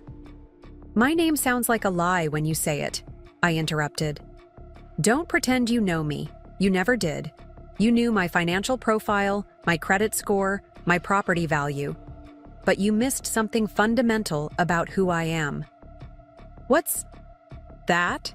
He asked, the pretense of innocence giving way to something colder, more authentic. I don't break, I told him, standing to leave. I rebuild, and you've given me the perfect foundation for that, the truth. However painful, it's infinitely more valuable than the beautiful lies you sold me. Detective Marshall opened the door, signaling the end of our allotted time.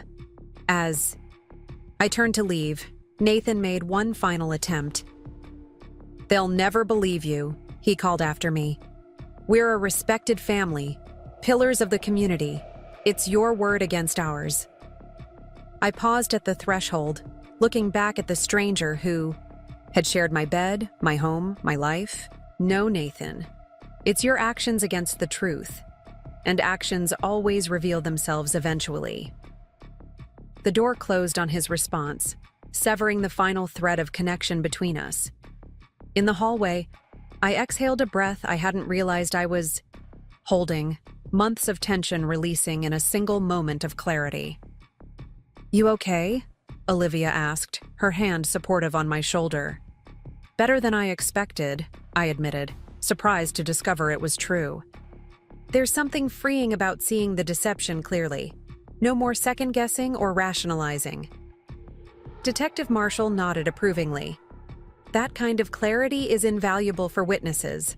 Speaking of which, we'd like to take your formal statement now, incorporating the new information about the mortgage fraud and what you've learned from Sophia Mitchell.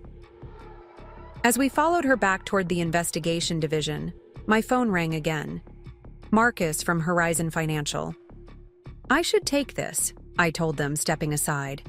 It could impact my professional standing. Emma, Marcus began without preamble.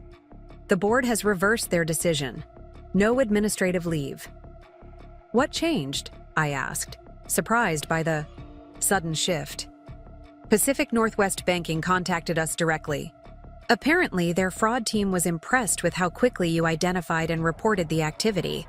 Said your actions prevented millions in potential fraud losses. His voice carried genuine admiration. Plus, 3 of your clients called to express explicit confidence in your handling of the situation. The Hunter family was particularly vocal.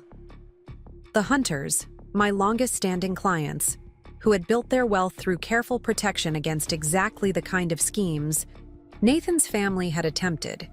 Their support meant everything. So I'm cleared to return to work? I confirmed, relief washing through me.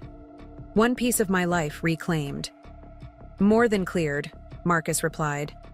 The board is suggesting you develop a client education program on identifying and preventing financial exploitation.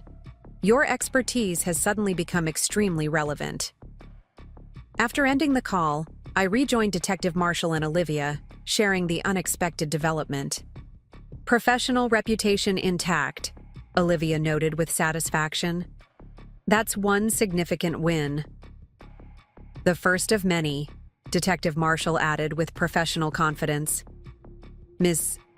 Cooper, based on the evidence we've gathered and the statements from multiple financial institutions, we're pursuing maximum charges against all 3 Mitchells. Wire fraud, identity theft, conspiracy, forgery, financial exploitation, the complete spectrum. We're also reopening the investigation into Rebecca Winter's disappearance. What happens now? I asked, the practical question grounding me in immediate next steps rather than the overwhelming whole. Now, Detective Marshall said, guiding us toward the conference room where Sophia waited, we build the strongest possible case. Your statement, combined with physical evidence and financial documentation, will form the foundation. Ms. Mitchell's historical evidence provides crucial context showing pattern and intent.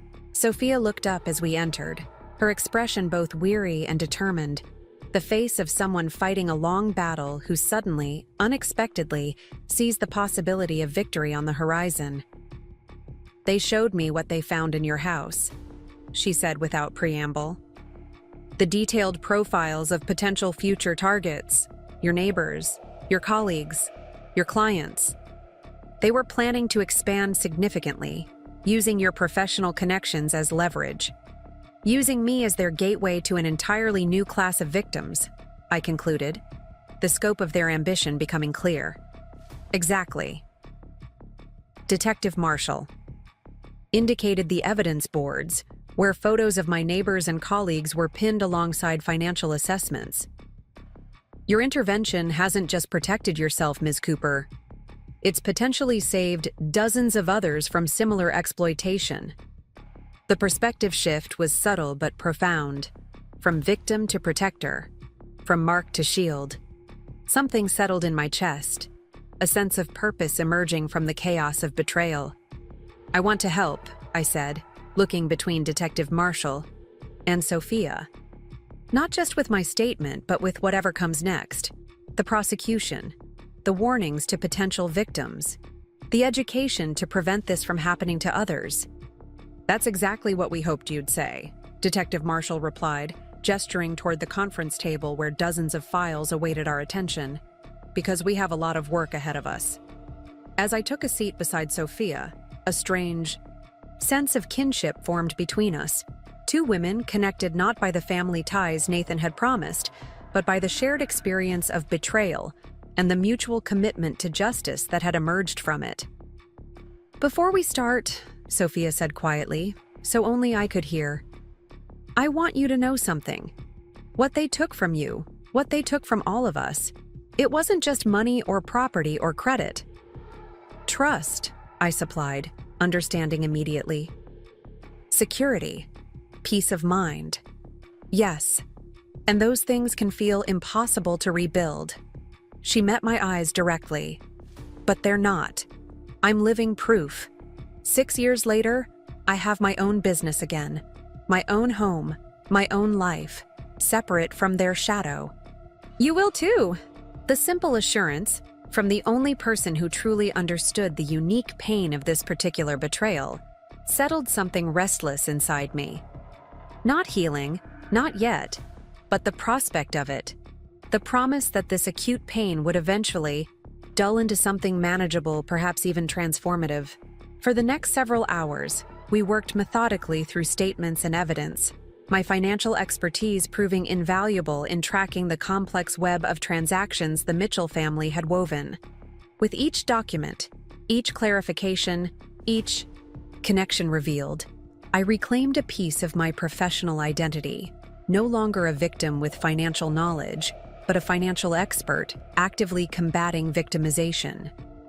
As evening approached, Detective Marshall called a break, acknowledging our collective fatigue. We've made excellent progress. The foundation is solid. Tomorrow we'll continue with additional witness statements and financial record analysis. What about my house? I asked, the practical question of where I would stay suddenly pressing as fatigue set in. Still an active investigation scene, she confirmed. Another 24-48 hours at minimum. Do you have arrangements? She's staying with me, Olivia confirmed before I could respond. Secure building, doorman, private access. As we gathered our belongings to leave, my phone alerted me to another security notification from my home system. Unlike the previous alert showing police activity, this one was different. Movement in the basement storage area, a zone rarely triggered. Detective, I said, showing her the alert. Someone's in my house, in the basement. She immediately reached for her phone, barking orders to officers on scene. Check the basement storage immediately. Possible unauthorized access. We watched the live feed as uniformed officers approached the basement stairs, weapons drawn. The camera angle showed only a partial view of the storage area, but movement was clearly visible, someone shifting items, searching for something. "Can you zoom in?" Detective Marshall asked, peering at my phone. I expanded the image, the quality degrading but still clear enough to identify the figure. Diana Mitchell, somehow back at my house despite being transferred to county holding. "How did she—" I began, but Detective Marshall was already on her radio again, demanding verification of Diana Mitchell's location. The response came seconds later. "Confirmed, secured at county, checked personally 5 minutes ago." Then, "Who?" I trailed off as the figure turned, her face becoming clear in the security footage. "Patricia Lawson," Sophia identified immediately. "Diana's sister. They could be twins." On the screen, Patricia continued searching, eventually locating what she sought, a hidden panel behind the water heater that I hadn't even known existed. From it, she removed what appeared to be a document case. "Stop her," I urged as she headed for the stairs.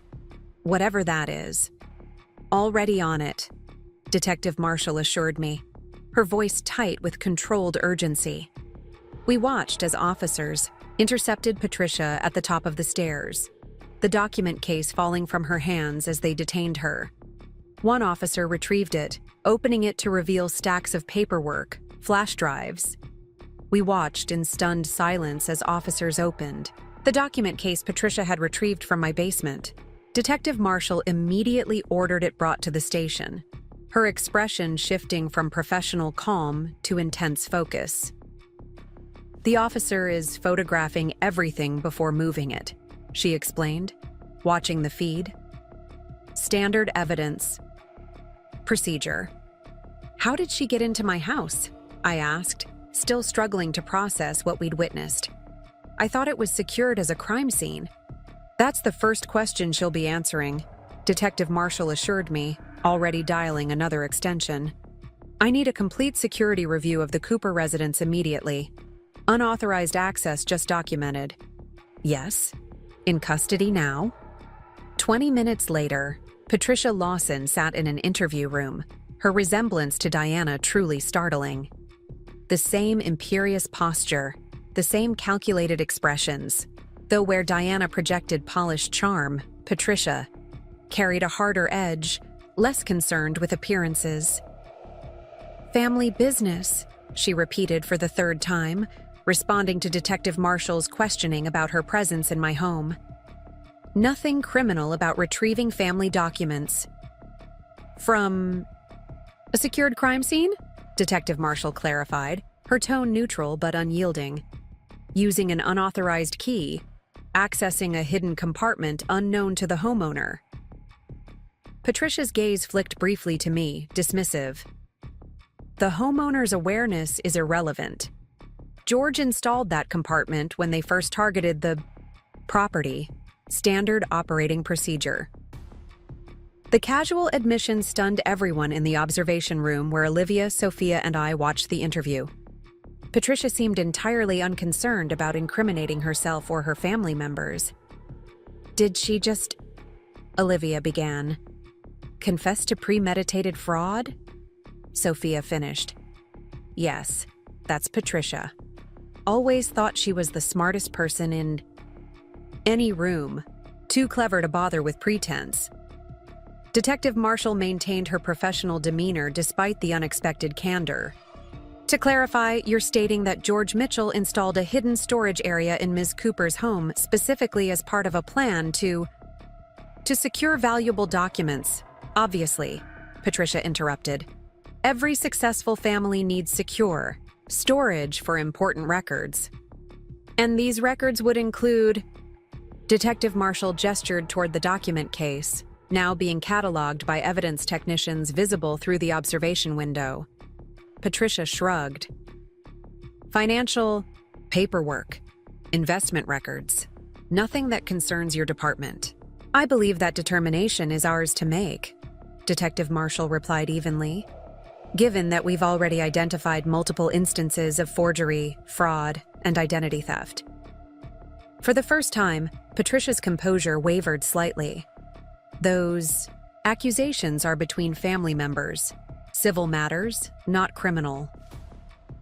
Financial crimes across multiple jurisdictions involving numerous victims are decidedly criminal matters, Ms. Lawson, Detective Marshall corrected. Now, about the contents of that hidden compartment. I want a lawyer, Patricia announced abruptly, her strategy visibly shifting. And immunity, before I say another word. Detective Marshall simply nodded, unsurprised. That's your right. Though I should mention that the FBI Financial Crimes Unit has expressed significant interest in this case given its interstate components. Their immunity offers tend to be quite limited once they're involved. The mention of federal involvement landed visibly on Patricia, her confident facade cracking further. FBI? Diana said local authorities wouldn't pursue this beyond basic charges. Diana was mistaken, Detective Marshall replied simply, standing to leave. An officer will provide you with contact information for public defenders, or you're welcome to call your own attorney. She exited the interview room, joining us in the observation area moments later. That was unexpected. The confession or the FBI mention? I asked. Both, actually. Patricia Lawson has now directly connected your case to a larger pattern of premeditated fraud, which strengthens our position considerably. She glanced through the glass where Patricia sat ramrod straight, her expression calculating. As for the FBI, they contacted us this afternoon after the Pacific Northwest. Banking report flagged interstate activity. They're sending agents tomorrow. Sophia leaned forward. Will that help or complicate prosecution? Both, Detective Marshall admitted. Federal charges carry heavier penalties, which works in our favor. But federal prosecutors might focus on the largest financial crimes while dropping smaller local charges. It's a trade-off. What about the documents she retrieved? I asked, watching technicians carefully photographing and cataloging papers from the case. Initial assessment suggests they're records of previous schemes, Detective Marshall explained. Names, financial profiles, transaction histories, essentially a playbook documenting their methods and victims. A smoking gun, Olivia observed, her attorney's assessment cutting to the heart of the matter. More like an entire arsenal, Detective Marshall agreed. Ms. Cooper, it appears your home was being used as a central repository for evidence of their activities. The hidden compartment contained documentation going back nearly 15 years. The revelation that my home, my sanctuary, had been selected as a storage facility for their criminal enterprise intensified the violation I felt. They hadn't just invaded my space. They'd deliberately chosen it, planned for it, before I'd even met Nathan. Was I specifically targeted? I asked, the question I'd been avoiding since discovering Nathan's betrayal. Or was I just convenient? Detective Marshall exchanged a glance with Sophia before answering carefully. The evidence suggests both. Your financial profile made you an attractive target, but the selection process appears to have been methodical rather than opportunistic. We found detailed research on several potential candidates, with your file marked as primary objective. Because of my career? I pressed, needing to understand. Partially, she confirmed. Your position at Horizon Financial offered access to high-value clients, which represented a significant expansion opportunity for their operation. But there were other factors noted as well. Your property, your credit rating, and particularly, your independent status with limited family connections. The clinical assessment of my vulnerabilities, especially the notation of my limited family ties, felt like a fresh wound. They had seen my deepest longing for connection and calculated exactly how to exploit it. What happens now? I asked, forcing myself to focus on practical next steps rather than the emotional devastation. We process the new evidence, continue interviewing witnesses, and coordinate with the FBI on jurisdiction, Detective Marshall explained.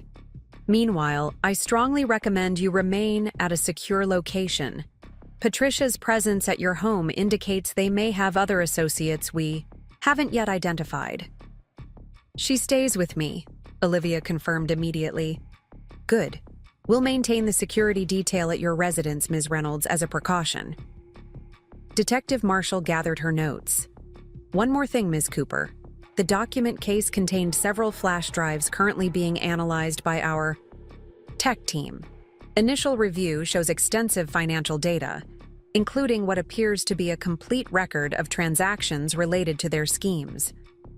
My professional experience might help with interpreting those, I offered, seizing the opportunity to contribute actively rather than remaining a passive victim. That's exactly what I was hoping you'd say, Detective Marshall responded with the first genuine smile I'd seen from her.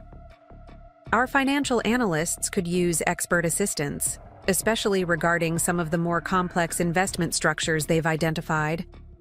The request to apply my professional skills to the investigation offered something I desperately needed: a sense of agency amid the chaos, a way to reclaim my expertise from those who had tried to weaponize it against me. I'll help, however I can, I promised. As we prepared to leave the station, my phone buzzed with yet another notification. Not from my home security system this time, but from my email. A message from an unfamiliar address with the subject line, "Important information." Regarding Mitchell Family Investments, I opened it cautiously, showing the screen to Detective Marshall. "To whom it may concern," the message began formally. "My name is Eleanor Winters, mother of Rebecca Winters. I have been following news reports regarding the Mitchell family's arrest. If Rebecca's case is being reopened, I have documentation she left with me before her disappearance. Please contact me at your earliest convenience." Detective Marshall read the message twice, her expression carefully neutral. Perfect timing. Too perfect? Sophia asked skeptically. Possibly, Detective Marshall admitted. But we'll verify the sender's identity before proceeding. If legitimate, this could be significant. Rebecca was convinced they would come after her, Sophia said quietly. She told me that right after filing for divorce.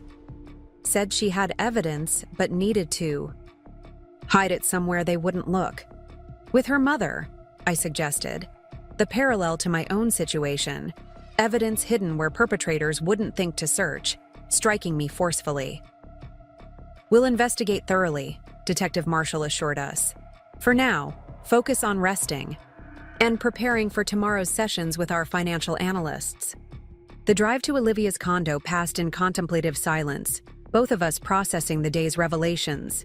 The scope of the case had expanded exponentially from what had begun as unauthorized renovations to my kitchen. Now it involved multiple victims across several states, potentially federal charges, and the reopening of a suspicious disappearance, possibly worse. "You holding up okay?" Olivia asked as we entered her building, nodding to the security guard who had clearly been briefed about watching for unfamiliar faces. Surprisingly, yes, I admitted. Having concrete actions to take helps. Contributing my expertise to the investigation gives me something to focus on beyond just being a victim. That's the Emma I know, she said with approval. Always turning challenges into opportunities for contribution. In the elevator, I leaned against the wall, suddenly aware of the bone-deep exhaustion that came from navigating constant emotional and intellectual challenges. What if I'm making a mistake? I asked abruptly, voicing the doubt that had been nibbling at the edges of my confidence. What if Nathan really didn't know the extent of his parents' schemes?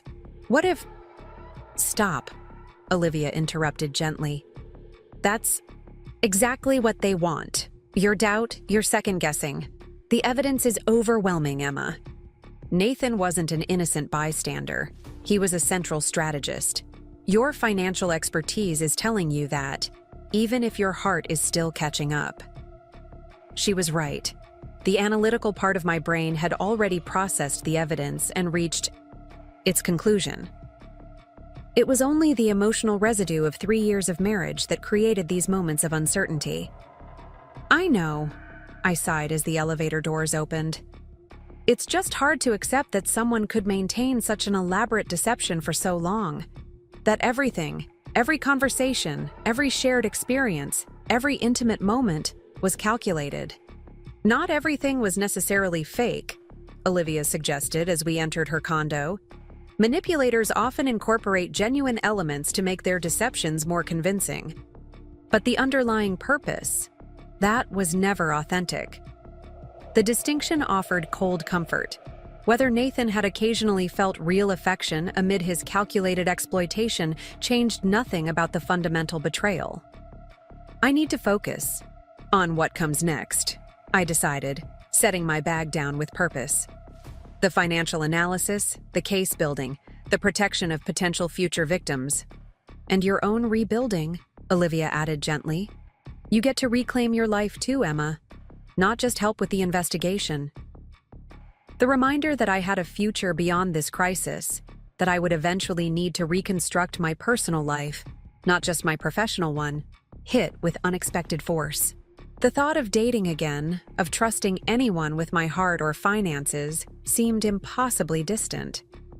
One day at a time, I murmured, more to myself than to Olivia.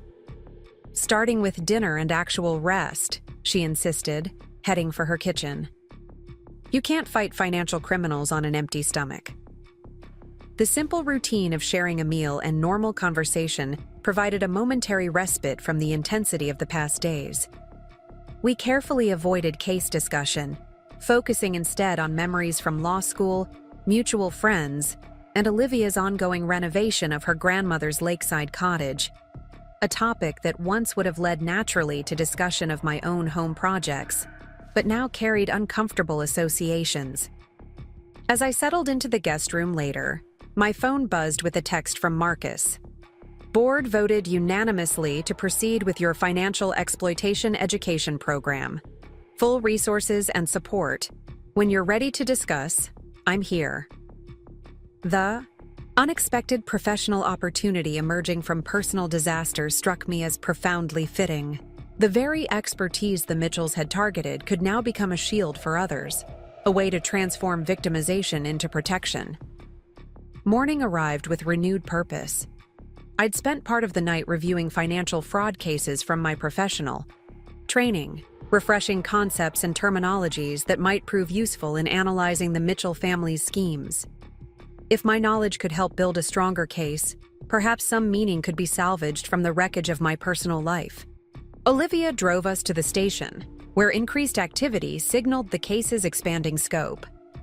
2 individuals in FBI windbreakers conferred with Detective Marshall in the main investigation area, while technical analysts huddled around computer screens displaying financial flowcharts of dizzying complexity. Ms. Cooper, Detective Marshall greeted me, introducing the federal agents. Special Agents Keller and Washington, Financial Crimes Division. They're particularly interested in your professional insights regarding the investment structures documented on the recovered flash drives. Agent Washington, a precisely dressed woman with analytical eyes, extended her hand. Your background in financial advising provides valuable context we've been missing. The Mitchells created elaborate labyrinths to obscure their money movements.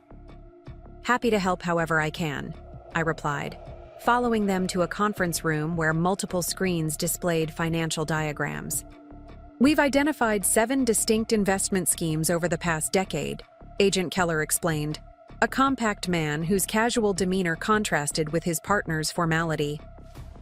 Each followed similar patterns but with evolving sophistication. The most recent, the one targeting your assets, represents their most complex structure yet.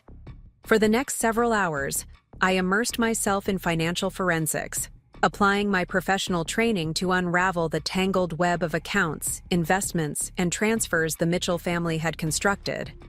The work was intellectually demanding, but oddly satisfying, like solving a particularly challenging puzzle with real-world consequences.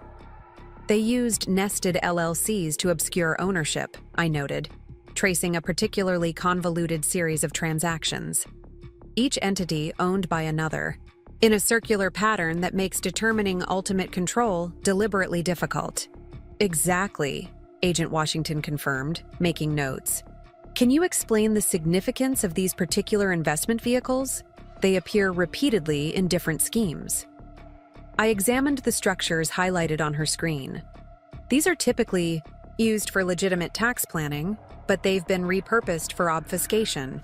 By creating these specific tiers of ownership, they've essentially built a shell game where assets appear to be securely invested, but can be quietly liquidated through these back channels. And would an average victim recognize this pattern? Agent Keller asked. No, I admitted. Even most financial professionals would need specialized forensic training to identify these mechanisms without seeing the complete structure. Each individual component appears legitimate in isolation, which explains how they've evaded detection for so long, Agent Washington concluded. Even their victims believed they'd made poor investment choices rather than recognizing the systematic fraud. As we broke for lunch, Detective Marshall joined us with an update on Patricia Lawson's status. She's requesting a formal immunity deal in exchange for comprehensive testimony against Diana, George, and Nathan. What's your recommendation? Agent Washington asked. Limited immunity for specific charges, contingent on full cooperation and verifiable information, Detective Marshall replied. Her involvement appears less extensive than the primary three, but she was definitely aware of their activities and potentially involved in evidence concealment, I added, recalling her retrieval attempt at my home.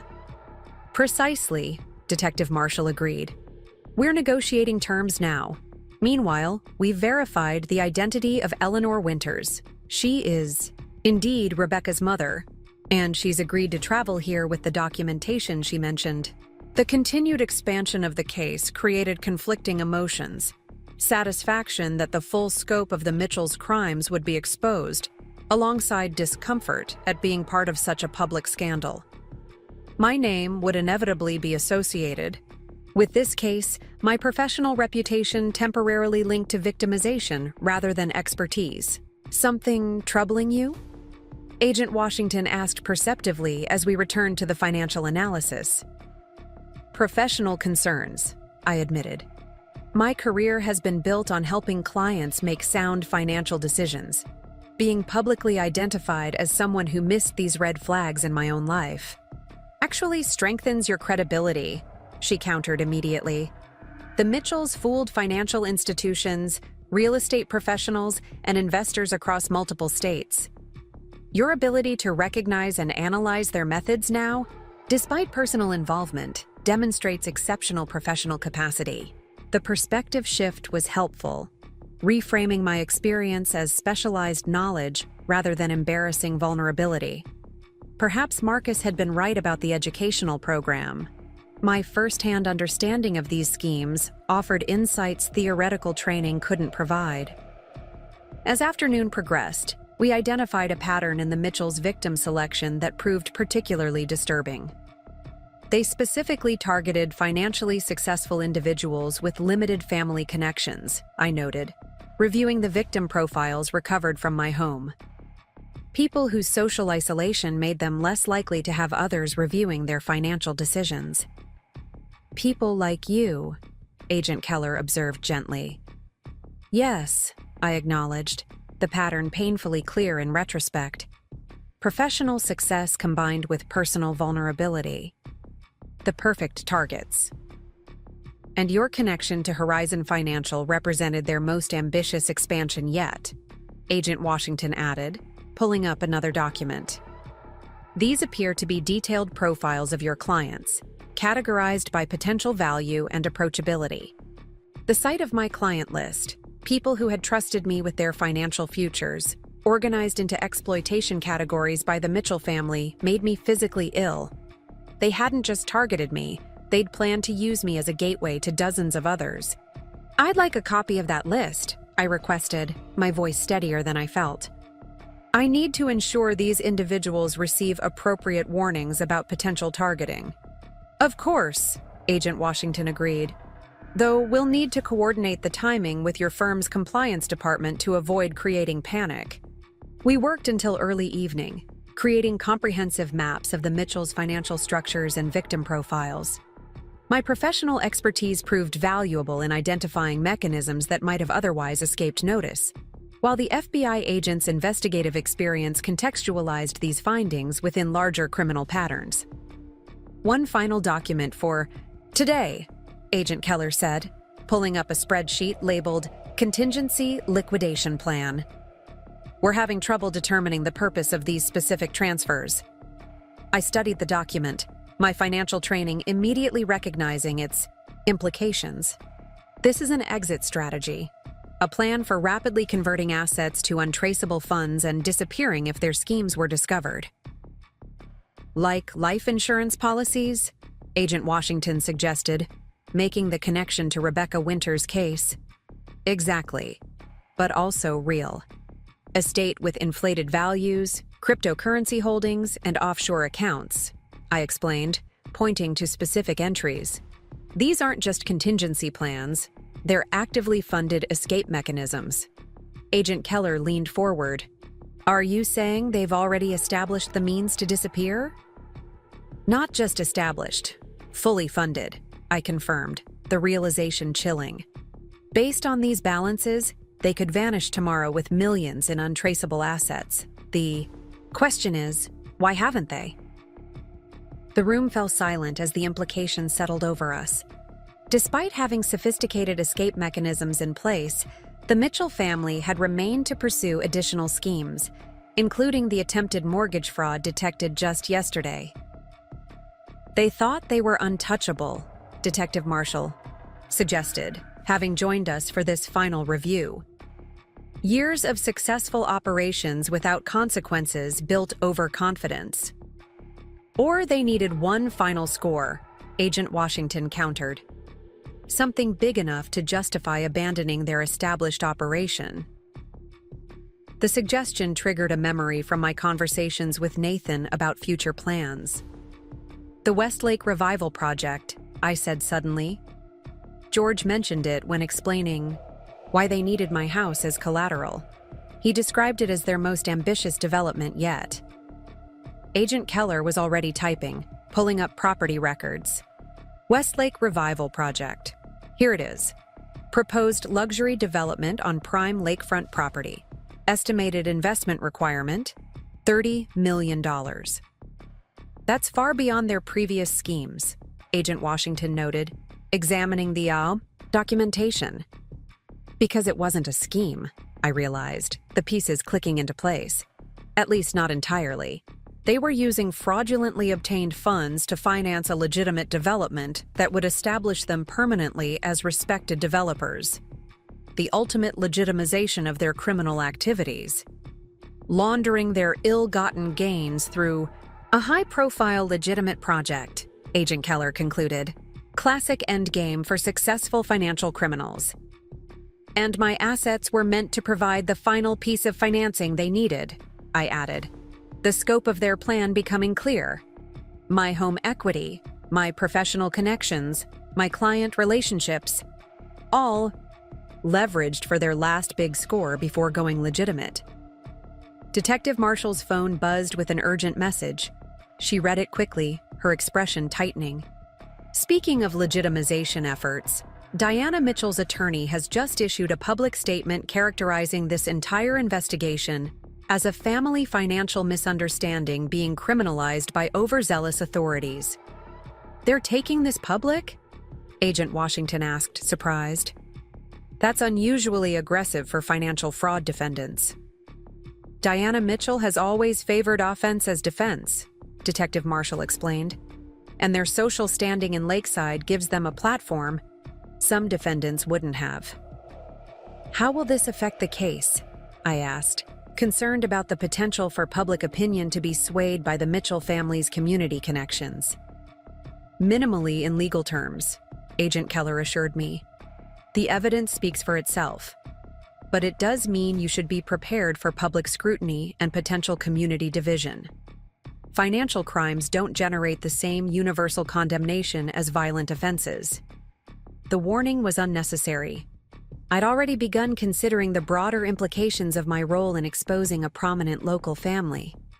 Lakeside was a small community where the Mitchells had cultivated an image of respectability for decades. Some would inevitably question my account, especially given Diana's skill at manipulating perceptions. I should make a statement too, I decided. Not about case specifics, but addressing my professional role and commitment to protecting clients from financial exploitation. Actually, Detective Marshall began thoughtfully, there might be a more effective approach. The evidence we've gathered suggests the Mitchells have victimized dozens of individuals across multiple communities. If several victims came forward, together. Strength in numbers, Agent Washington nodded approvingly. And it shifts the narrative from isolated accusation to pattern of behavior. Sophia would participate, I said immediately, and potentially others, if approached. Carefully. We'll coordinate with the prosecutor's office, Detective Marshall confirmed. For now, focus on the financial analysis. Your professional insights are our strongest asset in understanding the full scope of their operations. As we concluded, for the day, I felt simultaneously exhausted and energized. The intellectual engagement of analyzing complex financial schemes had provided distraction from the emotional trauma, while the prospect of collaboratively confronting the Mitchells' public narrative offered a path toward reclaiming my own story. One more development before you go, Detective Marshall mentioned as Olivia arrived to drive me back to her condo. Eleanor Winters will be here tomorrow afternoon with Rebecca's documentation. Given your financial expertise, we'd appreciate your participation in that meeting. Of course, I agreed, both curious and apprehensive about what Rebecca might have documented before her disappearance. The drive back to Olivia's condo was quiet, both of us processing the day's developments. The evolving case had expanded beyond my personal experience to encompass a sprawling financial crime network with implications for dozens of victims. Yet somehow, this broader context made my individual trauma feel more manageable rather than more overwhelming. You seem different today, Olivia observed as we entered her building. More centered. Applying my professional skills to the investigation helps, I admitted. It creates distance between me as the victim and me as the financial expert. Gives me perspective. And purpose, she added perceptively. You're not just helping build a case, you're reclaiming your expertise from those who tried to weaponize it. The observation resonated deeply. Though the Mitchells had attempted to exploit my financial knowledge for their schemes, that same knowledge was now becoming their undoing. There was profound satisfaction in that symmetry. Diana's public statement concerns me, though, I confessed as we entered her condo. She's skilled at shaping narratives, and the community has known their family for generations. Which is precisely why your counter-narrative matters, Olivia argued, setting her briefcase down with emphasis. Not just for the legal case, but for your own healing and future in Lakeside, if you let Diana control the story. She wins even if she loses the legal battle, I finished, understanding the stakes. The court of public opinion matters too. Exactly. And unlike Diana, you have the advantage of absolute truth on your side. Olivia's confidence in this simple fact was reassuring. My phone buzzed with a notification, not from the security system or case developments this time, but from a local news app. The headline made my stomach drop. Prominent Lakeside family faces overzealous prosecution in financial dispute. The accompanying photo showed Diana Mitchell outside the county courthouse, perfectly composed in a conservative suit, projecting dignified concern rather than defensive hostility. The calculated image management was masterful, presenting herself as the reasonable victim of procedural overreach rather than the architect of sophisticated fraud. She's good, Olivia acknowledged, reading over my shoulder. But she's forgetting something important. What's that? The actual evidence, Olivia replied simply. Public relations strategies can't erase financial records, forged documents, or sworn testimony from multiple victims. But they can influence how those things are perceived, I countered, scrolling through comments already forming beneath the article. Some expressing skepticism about the charges, others citing the Mitchell family's long-standing community contributions. True, which is why your voice matters in this narrative. Olivia took my phone gently, closing the news app. But not tonight. Tonight is for rest and preparation for tomorrow's sessions. She was right, of course. Engaging with public speculation would only deplete energy better reserved for the actual investigation. The evidence would ultimately speak for itself, regardless of Diana's media strategy. As I prepared for bed, however, another notification appeared. This one from Sophia. Saw Diana's press offensive. Already contacted 3 other victims willing to speak publicly about their experiences. We're building our own coalition.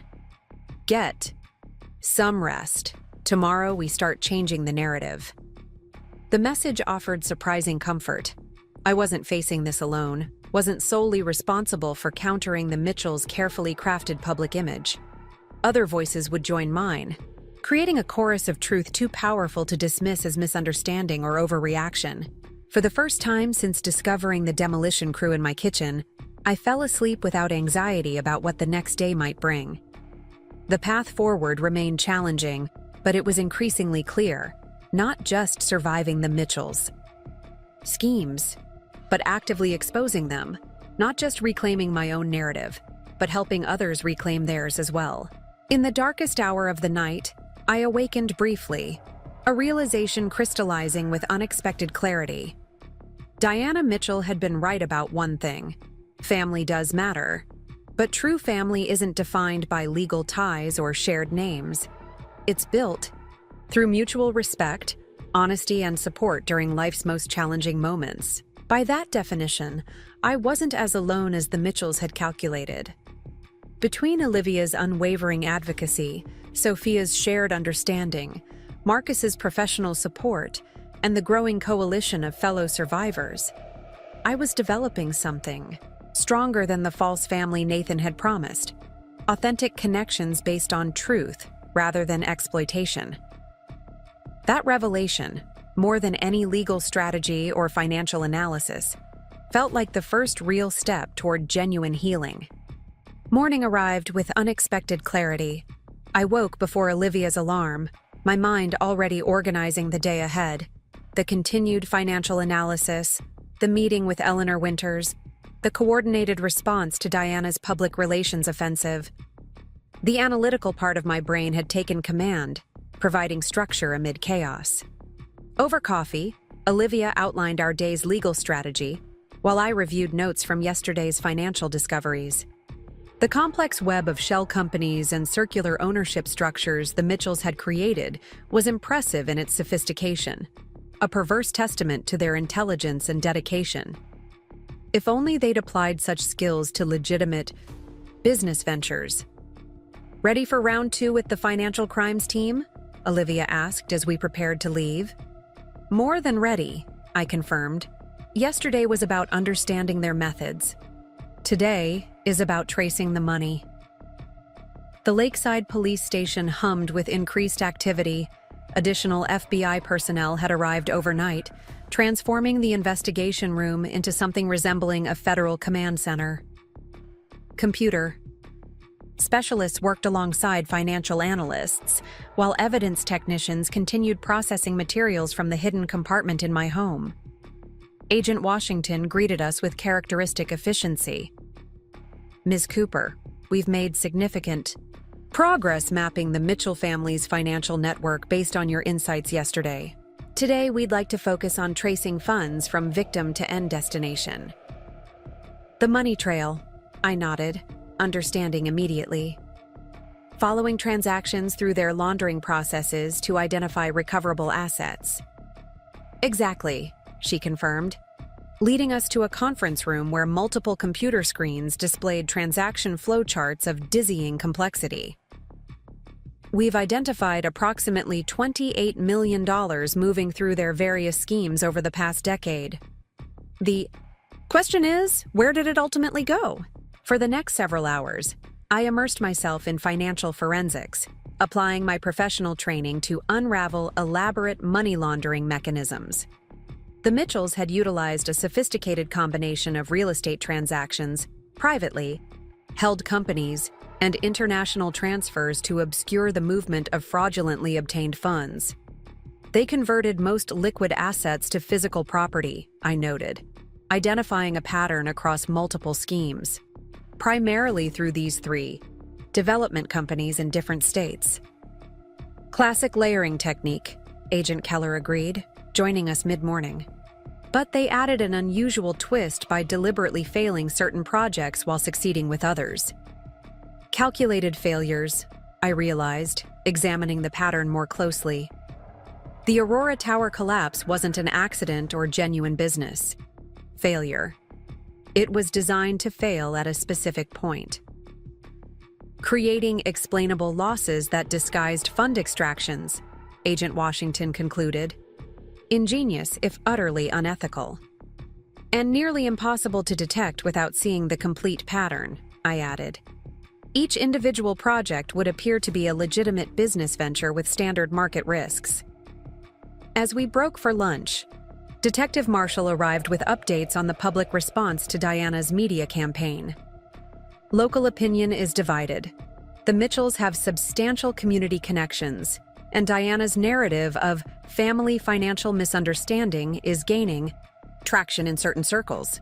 Any progress on the coordinated victim statement? I asked, concerned about the potential impact on the case if public sentiment shifted too far in the Mitchells' favor. Sophia has identified 5 individuals willing to speak publicly, Detective Marshall confirmed. The prosecutor's office is scheduling a press conference for tomorrow afternoon. They'd like you to participate, if you're comfortable doing so. The prospect of publicly identifying myself as a victim of financial exploitation, standing before cameras and community members who knew me professionally, created immediate anxiety. Yet the alternative, allowing Diana's narrative to go unchallenged, seemed worse. I'll do it, I decided. But I want to focus on the educational aspects, warning signs, protection strategies, resource availability, rather than just my personal experience. Perfect approach, Detective Marshall approved. Positions you as an expert who experienced victimization rather than just a victim. Maintains your professional standing while supporting the case. The distinction was subtle but crucial for my long-term recovery and professional reputation. If I could transform this experience into educational value for others, it would reclaim purpose from pain. Our afternoon session was interrupted by the arrival of Eleanor Winters, Rebecca's mother.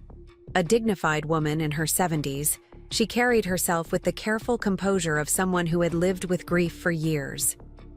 Ms. Cooper, she greeted me with unexpected warmth. Rebecca would have appreciated your courage. She always said, the Mitchells would eventually target someone who wouldn't back down. The connection to a woman I'd never met but whose fate might have foreshadowed my own created an instant bond. I'm so sorry about your daughter. Thank you, she acknowledged simply. But I'm not here for sympathy. I'm here because Rebecca prepared for this day, even if she didn't live to see it. From her handbag, she removed a sealed envelope and a small external hard drive. After filing for divorce from Nathan, Rebecca became increasingly concerned about her safety. She gave me these with specific instructions. If anything happened to her, I should keep them secure until the Mitchells faced legal scrutiny for financial crimes. Detective Marshall accepted the items with careful procedure, documenting the chain of custody while Eleanor provided a formal statement about their provenance. Rebecca was meticulous about documentation, Eleanor explained as the detective opened the envelope, revealing a handwritten letter and several USB drives. She said Nathan had taught her the importance of keeping records, ironically, a lesson she ultimately used against him. The letter, dated 3 weeks before Rebecca's disappearance, was addressed to whomever is building a case against the Mitchell family. Its opening paragraph sent chills through the room. If you're reading this, I am likely dead or missing. The documentation enclosed provides extensive evidence of financial crimes committed by Diana, George, and Nathan Mitchell from 2008-2015.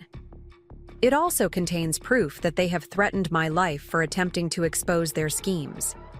I do not know if they will act on these threats, but I am taking precautions by securing this evidence beyond their reach. Detective Marshall continued reading aloud, her professional demeanor only slightly betraying the gravity of the contents. Rebecca had documented systematic fraud across multiple states, detailed Nathan's specific role in targeting financially viable spouses, and outlined the family's methods for silencing those who threatened exposure. The most dangerous moment, Rebecca had written, comes when you realize the truth and they realize you won't remain silent. They first attempt financial intimidation, then character assassination, then legal entanglement. If these fail, I believe, they are capable of more direct measures. Eleanor watched our reactions with the resigned expression of someone who had long suspected the worst. Rebecca called me the night before she disappeared, said she'd confronted Nathan with evidence of their schemes and demanded a legitimate divorce settlement that acknowledged their fraudulent use of her assets. The next day, her car was found abandoned near Lakeside Cliff. And the police concluded suicide, Agent Washington recalled from earlier discussions. Despite no history of suicidal ideation, no body ever recovered, and substantial life insurance policies recently purchased, Eleanor confirmed, her composed exterior cracking slightly. The investigating detective was persuaded that Rebecca had been making unfounded accusations against the respected Mitchell family due to emotional distress over the divorce. The parallels to the current situation, Diana's public relations campaign already characterizing me as emotionally unstable and the charges as overreactions, were impossible to ignore. "Mrs. Winters," I said carefully, "did Rebecca mention any specific evidence that might have emerged if a proper investigation had been conducted at the time?" Eleanor's expression sharpened with appreciation for the question. She believed Diana kept detailed records of all their operations. Said George was paranoid about being double-crossed and insisted on documenting everything. Ownership structures, transaction histories, even contingency plans. Like the hidden compartment in my basement, I realized aloud. They document extensively but secure the records where victims wouldn't think to look. Or where they believe they maintain control of access, Agent Keller added. Your home was selected not just as a target, but as a secure storage location they expected to manage through Nathan. The technical team required several hours to properly process Rebecca's digital evidence, following strict forensic protocols to ensure admissibility. While waiting, I continued working with Agent Washington on tracing the Mitchell family's assets through their labyrinthine financial structures. Based on transaction patterns, I estimate they've accumulated approximately $12 million in convertible assets, I concluded after analyzing multiple account trails. Primarily held in these 7 properties across 4 states, plus these offshore accounts, which they could liquidate quickly using the contingency plan we identified yesterday, Agent Washington noted, connecting the evidence streams. If they made bail, they could potentially disappear within 48 hours. That won't be happening, Detective Marshall interjected, joining our discussion. The judge has denied bail for all 3, citing flight risk based on the financial evidence you've helped analyze. They'll remain in custody throughout the prosecution. The news provided surprising relief. Though I'd maintained composure throughout the day's technical work, some part of me had continued to worry about potential retaliation if the Mitchells were released, particularly given Rebecca's documented concerns. "What about Patricia Lawson?" I asked, recalling Diana's sister who had attempted to retrieve documents from my home. Limited immunity deal accepted by the prosecutor, Detective Marshall reported.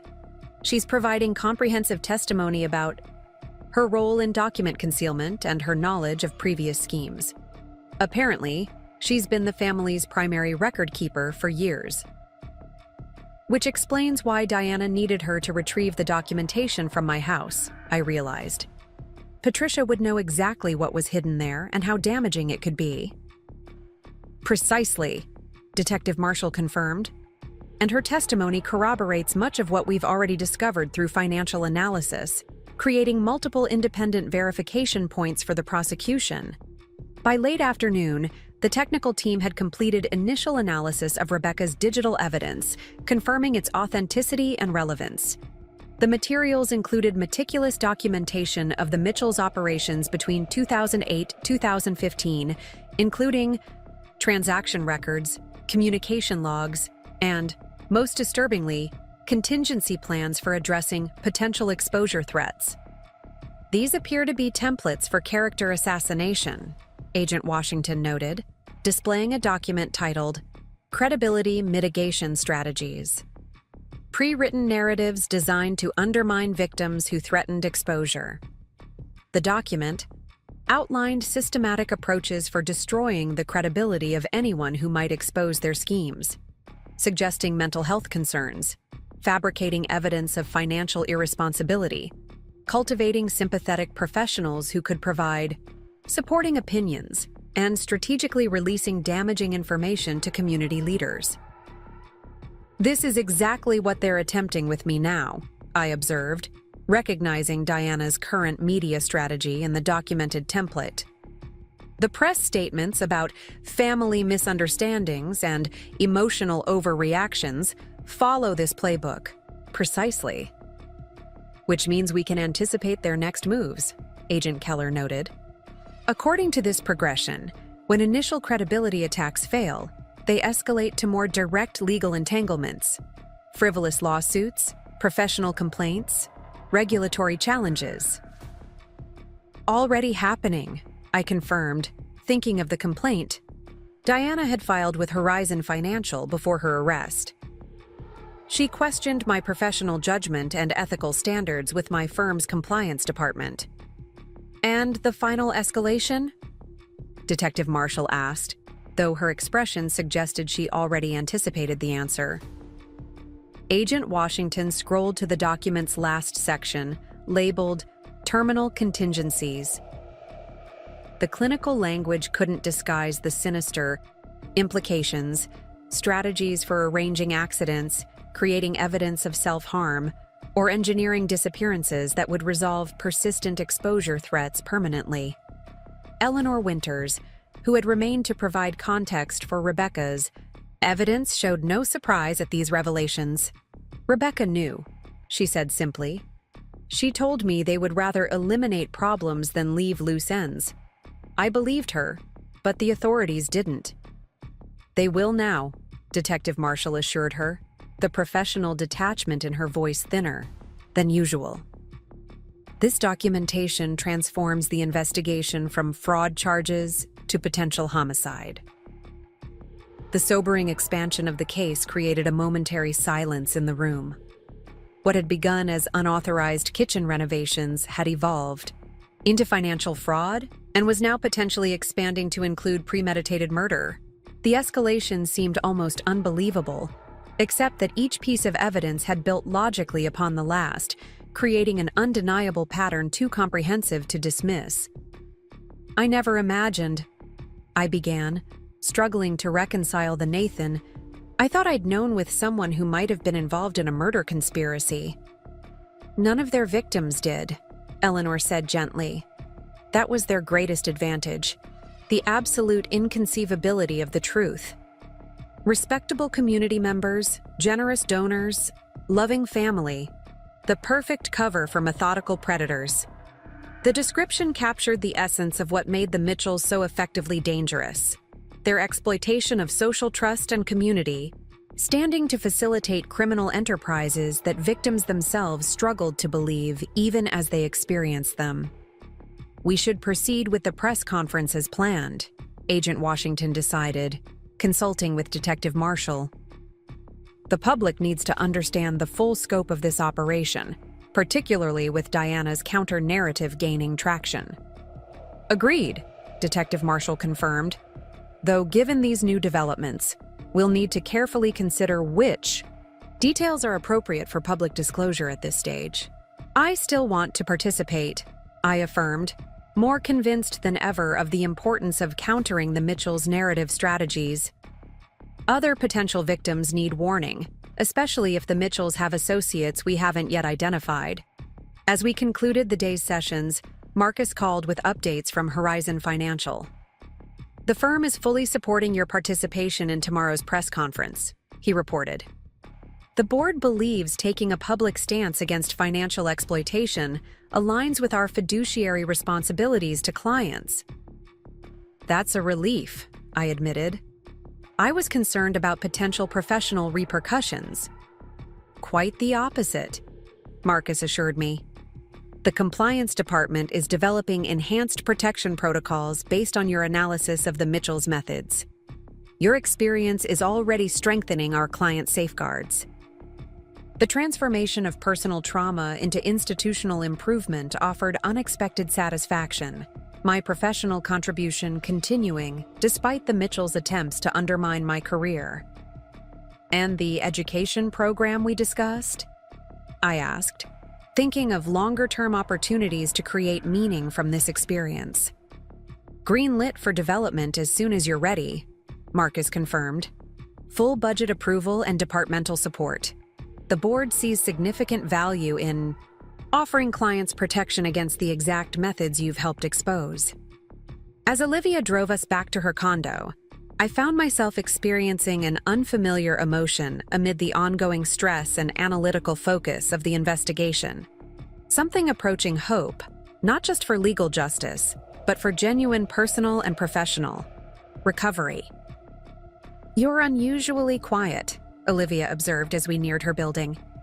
Overwhelming day? Actually, the opposite, I admitted. For the first time, I'm seeing concrete possibilities beyond the immediate crisis. Professional opportunities, community education, genuine purpose emerging from all this. Olivia smiled with evident relief. That's the Emma I know, always. Finding growth opportunities in challenging circumstances. The Mitchells miscalculated, I realized, articulating the thought that had been forming since reviewing their victim selection patterns. They chose me because I appeared isolated, professionally successful but personally vulnerable. They didn't recognize that professional capabilities provide their own form of resilience. And community, Olivia added, gesturing between us. They underestimated the strength of relationships built on authentic connection rather than exploitation. The observation resonated deeply. Throughout this ordeal, genuine support had emerged from multiple directions. Olivia's unwavering advocacy, Sophia's shared understanding, Marcus's professional backing, even Eleanor Winter's validation of my experience through Rebecca's documented concerns. The Mitchells had calculated my isolation incorrectly, failing to distinguish between family quantity and relationship quality. At Olivia's condo, we spent the evening preparing for the next day's press conference, drafting talking points that balanced case facts with educational content, anticipating difficult questions, practicing responses that maintained composure, without sacrificing authenticity. Remember, Olivia advised as we refined my opening statement, you're not just a victim sharing a personal story. You're a financial professional providing expert insights on recognizing and preventing exploitation. Lead from that strength. The framing helped immensely, allowing me to approach the public appearance as a professional contribution rather than personal exposure. By positioning myself as an educator who had experienced victimization rather than merely a victim, I could maintain dignity while still acknowledging the reality of what had occurred. My phone buzzed with a text from Sophia.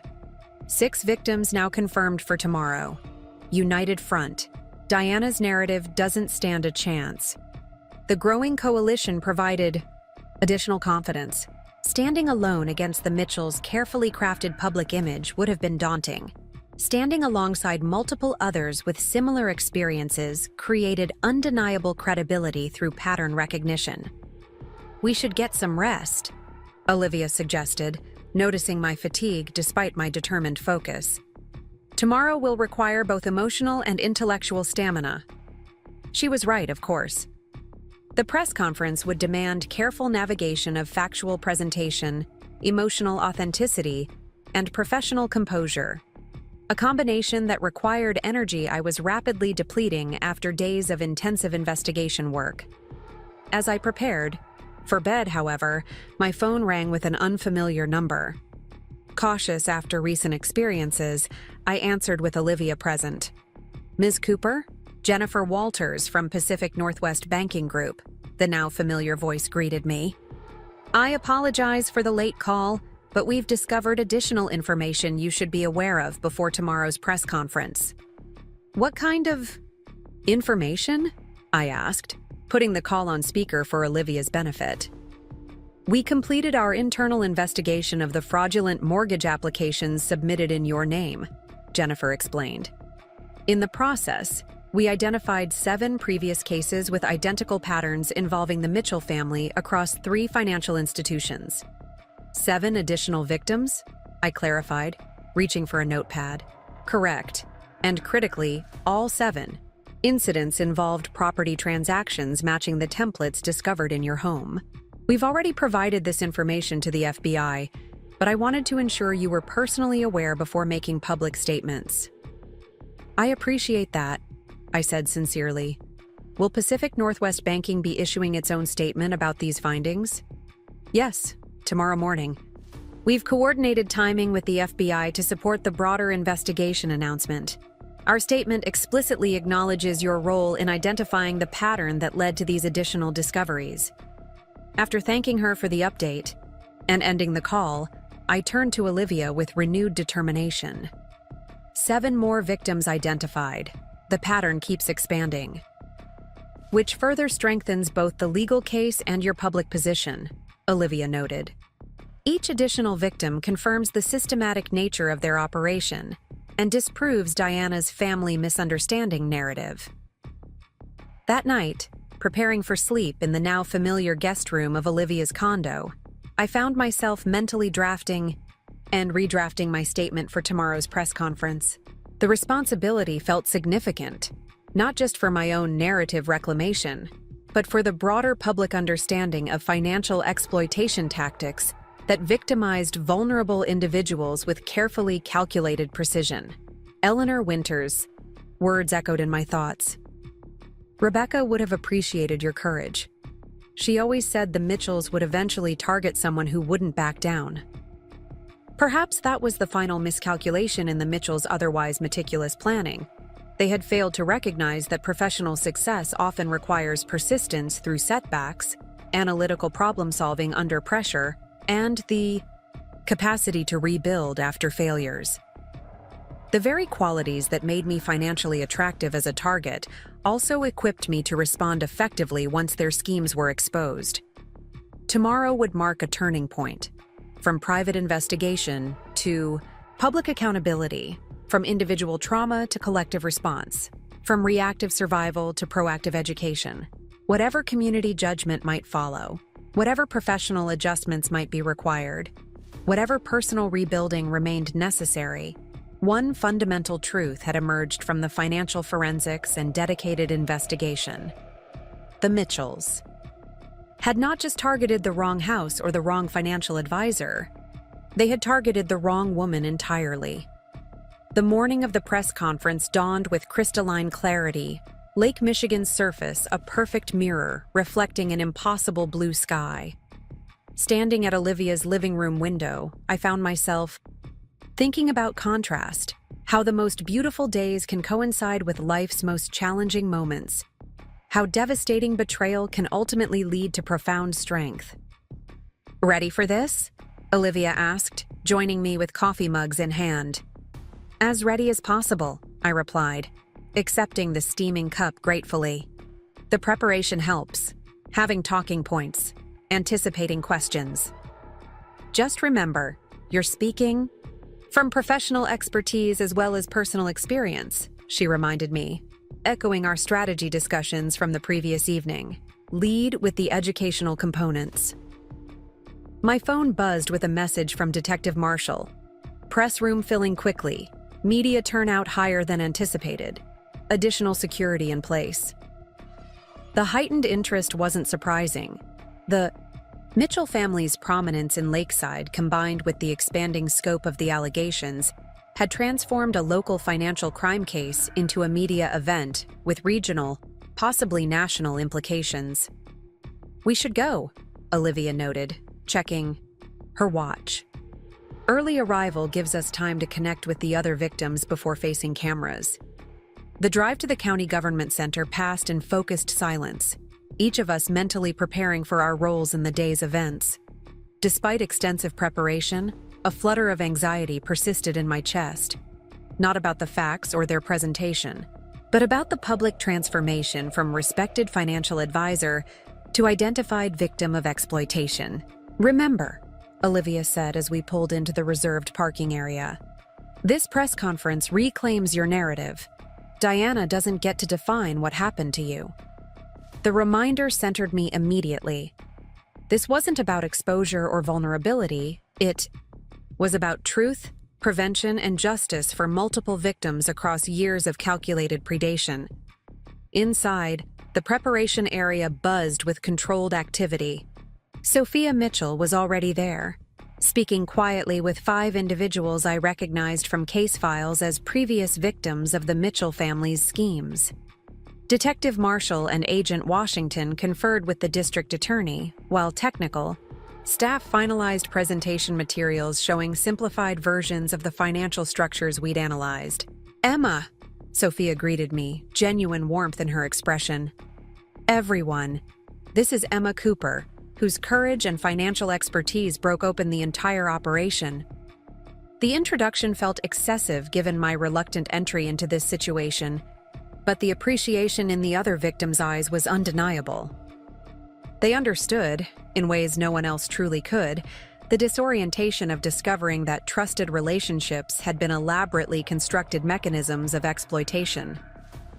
"Thank you all for being here," I said sincerely.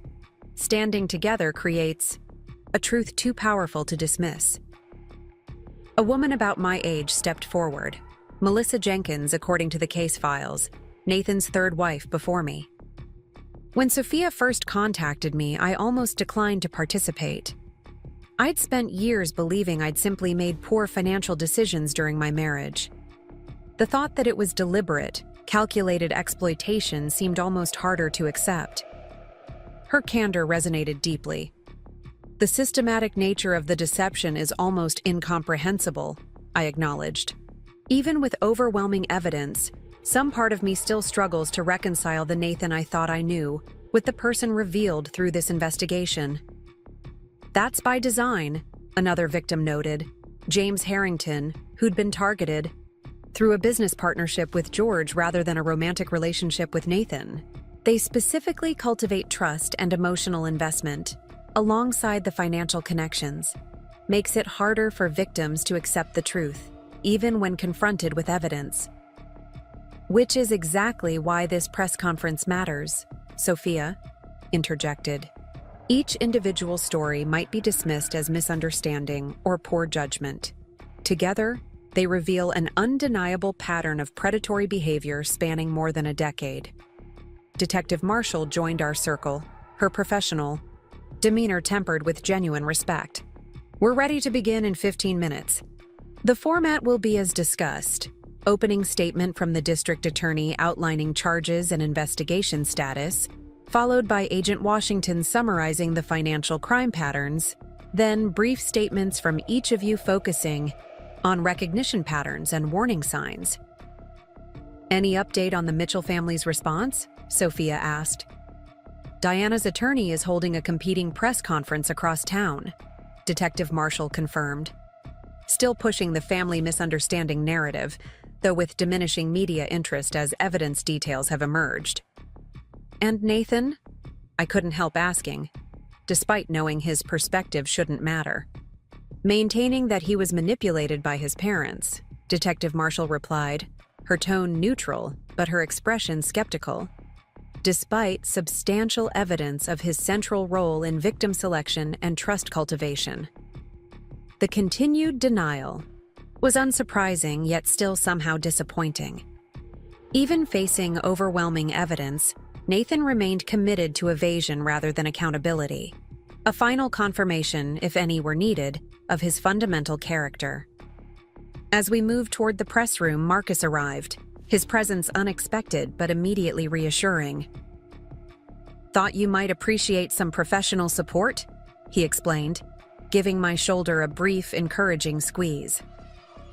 The entire leadership team wanted to be here, but we figured a crowd might seem intimidating. "Thank you," I said, genuinely touched by the gesture. Having Horizon's visible support means everything for my professional standing. "The firm stands fully behind you," he assured me. "In fact, the board has expedited approval for your financial exploitation education program. They're preparing an announcement concurrent with this press conference, emphasizing our commitment to client protection." The synchronization of professional recovery with public accountability created a moment of perfect alignment, transforming personal trauma into institutional improvement and educational opportunity. Whatever community judgment might follow today's revelations, my professional path forward was secure and purposeful. The press room fell silent as we entered, dozens of reporters and cameras focusing on our procession to the prepared table. The district attorney, Howard Chambers, began with a comprehensive outline of the charges filed against Diana, George, and Nathan Mitchell: wire fraud, identity theft, forgery, financial exploitation of vulnerable adults, conspiracy, and most recently, reopened investigation into Rebecca Winter's disappearance. Agent Washington followed with a clinical summary of the financial crime patterns identified across multiple jurisdictions, using simplified diagrams to illustrate the sophisticated mechanisms the Mitchell family had employed to obscure their activities. The operation functioned as a carefully structured system, she explained, indicating flowcharts displayed on screens behind her. Each family member played specific roles: victim identification and trust cultivation, financial documentation, and transaction execution, narrative management, and community positioning. This division of labor allowed them to maintain respectable public personas while systematically exploiting targeted individuals. When my turn came to speak, the prepared statement I'd rehearsed repeatedly flowed with surprising ease. I focused primarily on recognition patterns, the warning signs I'd missed as a financial professional that might help others identify similar exploitation attempts. The most dangerous predators, I explained, meeting the cameras directly, aren't strangers offering obvious scams. They're trusted individuals who cultivate relationships specifically designed to facilitate exploitation. They target not just financial resources, but emotional vulnerabilities, creating dependencies that make questioning their actions feel like betrayal of genuine connection. As other victims shared their experiences, a comprehensive pattern emerged. Different details but identical methodologies, different time periods, but consistent strategies, different relationships but uniform outcomes. The collective testimony created an undeniable portrait of calculated predation, spanning more than a decade. Questions from reporters followed, most focusing on technical aspects of the financial crimes or legal proceedings. When attention inevitably turned to emotional impacts, I maintained my professional framing, acknowledging the personal devastation while emphasizing the systemic issues that allowed such exploitation to continue undetected for years. As financial professionals, I noted in response to a particularly pointed question about missing warning signs, we're trained to identify suspicious patterns in transactions and investments, but we have significant blind spots when those patterns occur in our personal relationships, particularly when they're disguised as care, protection, or family loyalty. Near the end of the session, a reporter from the Lakeside Chronicle asked the question I'd been anticipating and dreading equally. Ms. Cooper, given Diana Mitchell's contention that this remains a family financial misunderstanding being criminalized, what would you say directly to the Mitchell family if given the opportunity? The room quieted, collective attention focusing on my response. I took a measured breath, setting aside my prepared talking points for something more authentic. I would say that family, true family, is built on mutual respect, honest communication, and genuine support. It doesn't exploit vulnerabilities, manipulate trust, or weaponize connection. What the Mitchell family created wasn't family at all. It was a sophisticated criminal enterprise disguised as family bonds. I paused, finding unexpected conviction rising beneath the prepared professionalism. And I would add a message specifically for Nathan.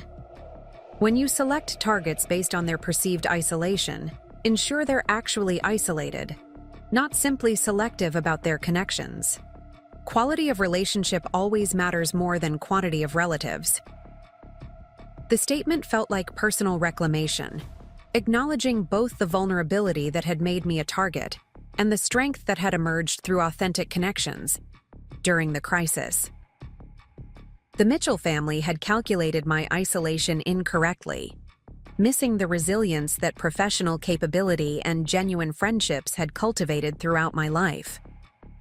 As the press conference concluded, District Attorney Chambers made a final announcement that sent ripples of surprise through the room. Based on evidence recovered during this investigation, federal authorities have identified similar exploitation patterns in 3 additional states. A multi-jurisdictional task force has been established to coordinate prosecution efforts and identify all potential victims. The expanding scope confirmed what our financial analysis had suggested. The Mitchell family's operation extended far beyond Lakeside, creating a web of exploitation that had ensnared dozens of victims across multiple regions. The local family dispute Diana had tried to portray was revealed definitively as an extensive criminal enterprise with far-reaching implications. Outside the press room, reporters continued shouting questions as we departed through a secured exit. The district attorney's office had arranged a private debriefing area where victims and investigators could decompress before facing the public response to our revelations. "You did beautifully," Olivia assured me as we settled into the quiet space. Professional, articulate, educational without minimizing the emotional impact. The collective approach worked exactly as we'd hoped, Agent Washington agreed, joining our conversation. Individual stories created emotional resonance, while the pattern recognition established credibility beyond any single accusation. My phone began buzzing with notifications, messages from clients expressing support, colleagues offering encouragement, even competitors acknowledging professional respect for handling a difficult situation with dignity. The anticipated professional damage Diana had calculated seemed increasingly unlikely as my industry rallied behind ethical standards rather than personal judgment. Detective Marshall entered with updates from ongoing investigation activities. Patricia Lawson's testimony has expanded significantly since viewing today's press conference. Apparently, seeing multiple victims speak publicly has convinced her that full cooperation is her best strategy. "What new information is she providing?" Sophia asked, her expression suggesting she anticipated the answer. "Details about Rebecca Winters," Detective Marshall confirmed. "She's acknowledged being present during conversations where Diana and George discussed permanent solutions to Rebecca's threats of exposure. While not a direct confession, it provides context supporting suspicious circumstances rather than suicide. The confirmation that Rebecca's fears had been justified, that the Mitchell family had indeed considered terminal contingencies for exposure threats, sent a chill through the room. The escalation from financial fraud to potential homicide transformed an already serious case into something far darker. "This is now officially a potential homicide investigation," Detective Marshall continued. "We've secured warrants for additional..." properties associated with the Mitchell family, specifically locations Patricia identified as potentially relevant to Rebecca's disappearance. The development created mixed emotions: vindication for Eleanor Winters after years of dismissal, justice potentially addressing Rebecca's fate, but also disturbing confirmation that the exploitation scheme I'd narrowly escaped carried truly life-threatening dimensions. I began, then paused, uncertain how to phrase the question forming in my mind. At similar risk? Detective Marshall completed, her expression professionally neutral but with underlying compassion. Based on documentation recovered from your home, you were still categorized as a viable resource rather than an exposure threat. However, that classification would likely have changed had you discovered their activities independently rather than through their premature action. The clinical assessment was simultaneously chilling and relieving. Confirmation that my situation hadn't yet escalated to physical danger, but might have eventually had circumstances develop differently. The hidden compartment in your home contained contingency files for all family members, Agent Washington added, providing additional context, including detailed exit strategies, identity alternatives, and resource caches. They were prepared for exposure risk, but clearly didn't anticipate the speed and comprehensiveness of this investigation. Thanks to Emma's financial expertise, Sophia noted, previous investigations stalled because victims lacked the technical knowledge to trace the complex financial structures. The Mitchells finally targeted someone with exactly the skills needed to unravel their entire operation. The observation held profound irony. The very professional capabilities that had made me financially attractive as a target had ultimately facilitated the complete exposure of their schemes. Their final mark had become their final mistake. Throughout the afternoon, reports filtered in about public response to the press conference. Diana's competing media event had drawn minimal attention compared to our collective testimony, while financial institutions across the region reported increased inquiries about exploitation protection measures. The educational impact was already extending beyond the specific case, creating broader awareness that might protect countless potential victims. By evening, exhaustion began overtaking adrenaline. The public statement, combined with ongoing investigation assistance, had depleted my reserves after days of intensive engagement with traumatic material. "Time to rest," Olivia declared, noticing my fatigue. "The investigation continues tomorrow, but you've done your part for today." "Actually," Detective Marshall interjected, approaching with an evidence folder, "there's one additional matter Ms. Cooper might want to address today. We've recovered documentation regarding your home modifications." The reminder of how this had all begun, the unauthorized kitchen renovations that had first alerted me to the Mitchell family's invasion, seemed almost quaint given the expanded scope of their crimes. Yet it represented the physical violation of my personal space that had triggered everything that followed. The contractors were apparently unaware of the fraudulent nature of the project, Detective Marshall explained, showing me work orders and design plans. They believed they were executing legitimate renovations authorized by the homeowners. "Can the original features be restored?" I asked, thinking of the vintage cabinets and carefully refinished woodwork I'd spent months restoring before the Mitchells had demolished them. "Potentially," she confirmed. "We've documented the damage for prosecution purposes, and the crime scene processing will be complete by tomorrow. You could technically return home, though many victims prefer neutral space initially after such violations." The prospect of returning to my house, reclaiming my personal space despite its contamination by betrayal and criminal activity, created conflicting emotions. The practical challenge of restoration offered potential therapeutic value, yet the memories of violation might prove too pervasive for genuine comfort. "I don't have to decide immediately," I confirmed, needing time to process the possibility. "Not at all," Detective Marshall assured me. "Your home remains secure, and temporary accommodations can be arranged for as long as necessary. Some victims find restoration empowering, while others prefer completely fresh beginnings. Both approaches can support healthy recovery. The option itself was meaningful. Choice restored after choices had been systematically removed through manipulation and deception.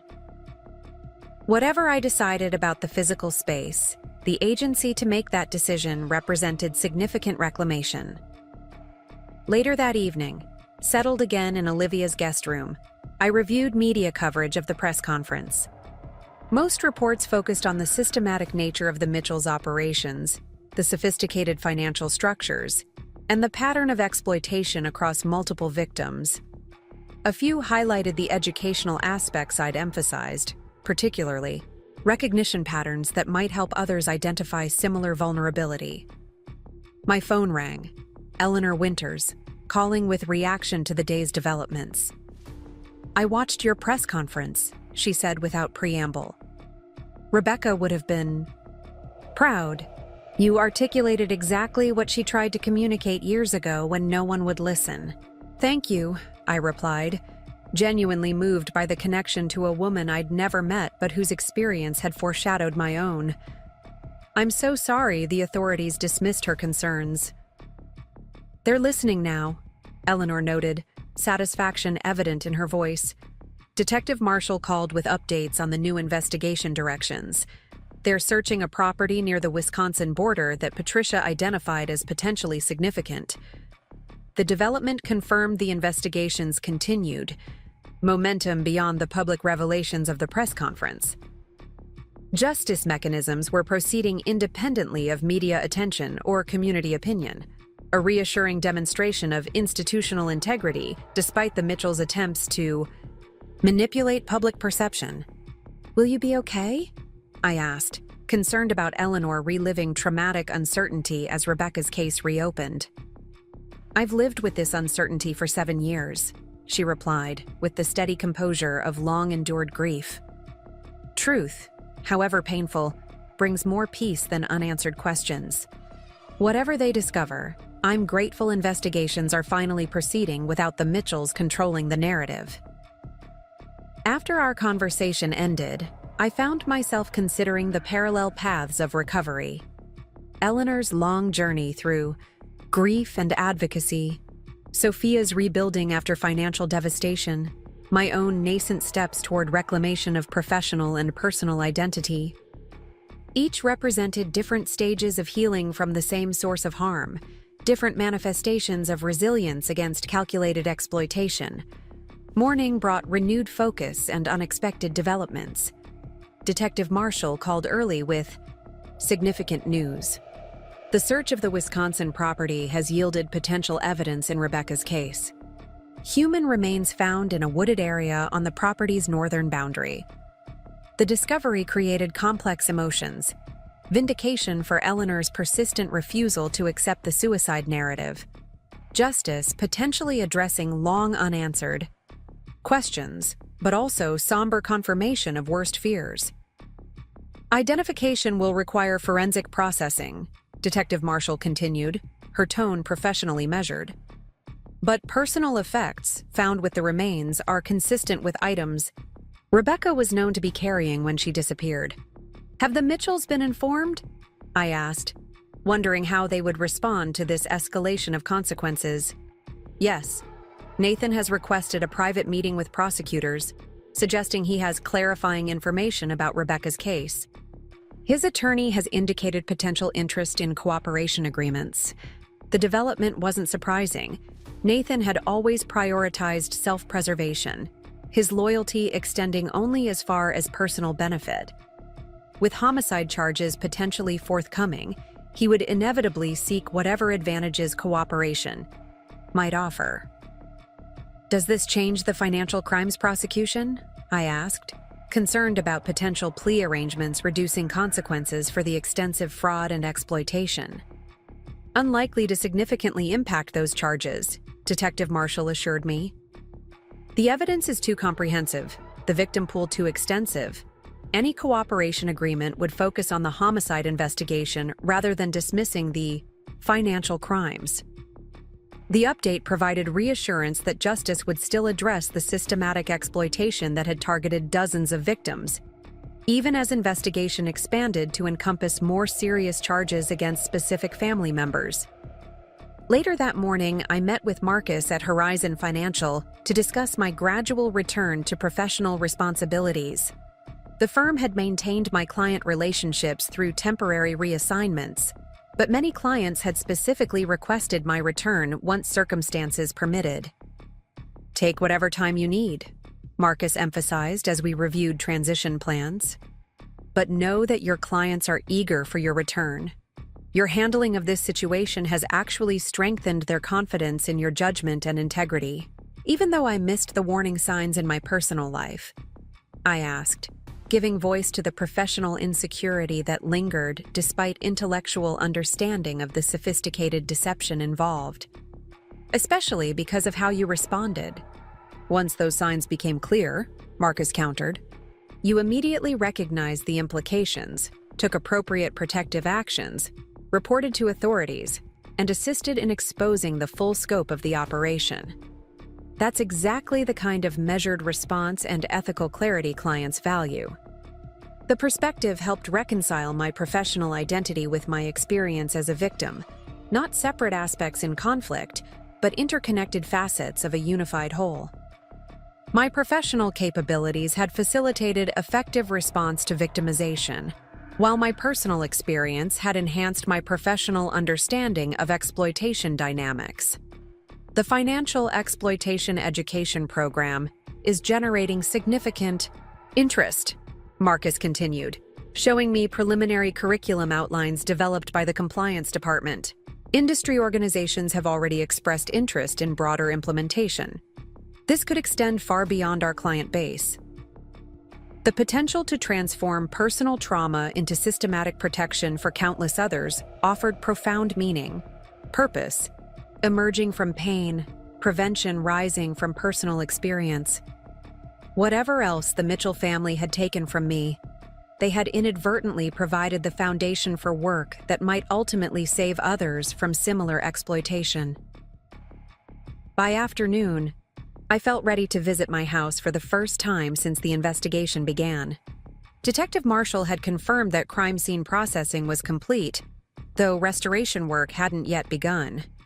Olivia offered to accompany me, understanding the emotional challenge of confronting a space so fundamentally violated. "You don't have to decide anything today," she reminded me as we drove the familiar route to my neighborhood. "This is just an initial assessment, an opportunity to reclaim your right to access your own property." The house looked deceptively normal from outside, the classic craftsman lines and careful landscaping unchanged despite the upheaval within. Only the security notices posted on doors and windows indicated anything unusual had occurred in the seemingly peaceful residence. Detective Marshall met us as arranged, providing official access through the crime scene seals. "Everything has been photographed and cataloged," she explained, unlocking the front door. "Some areas show investigation evidence, fingerprint powder, removed fixtures where documentation was hidden. But the space is functionally yours again."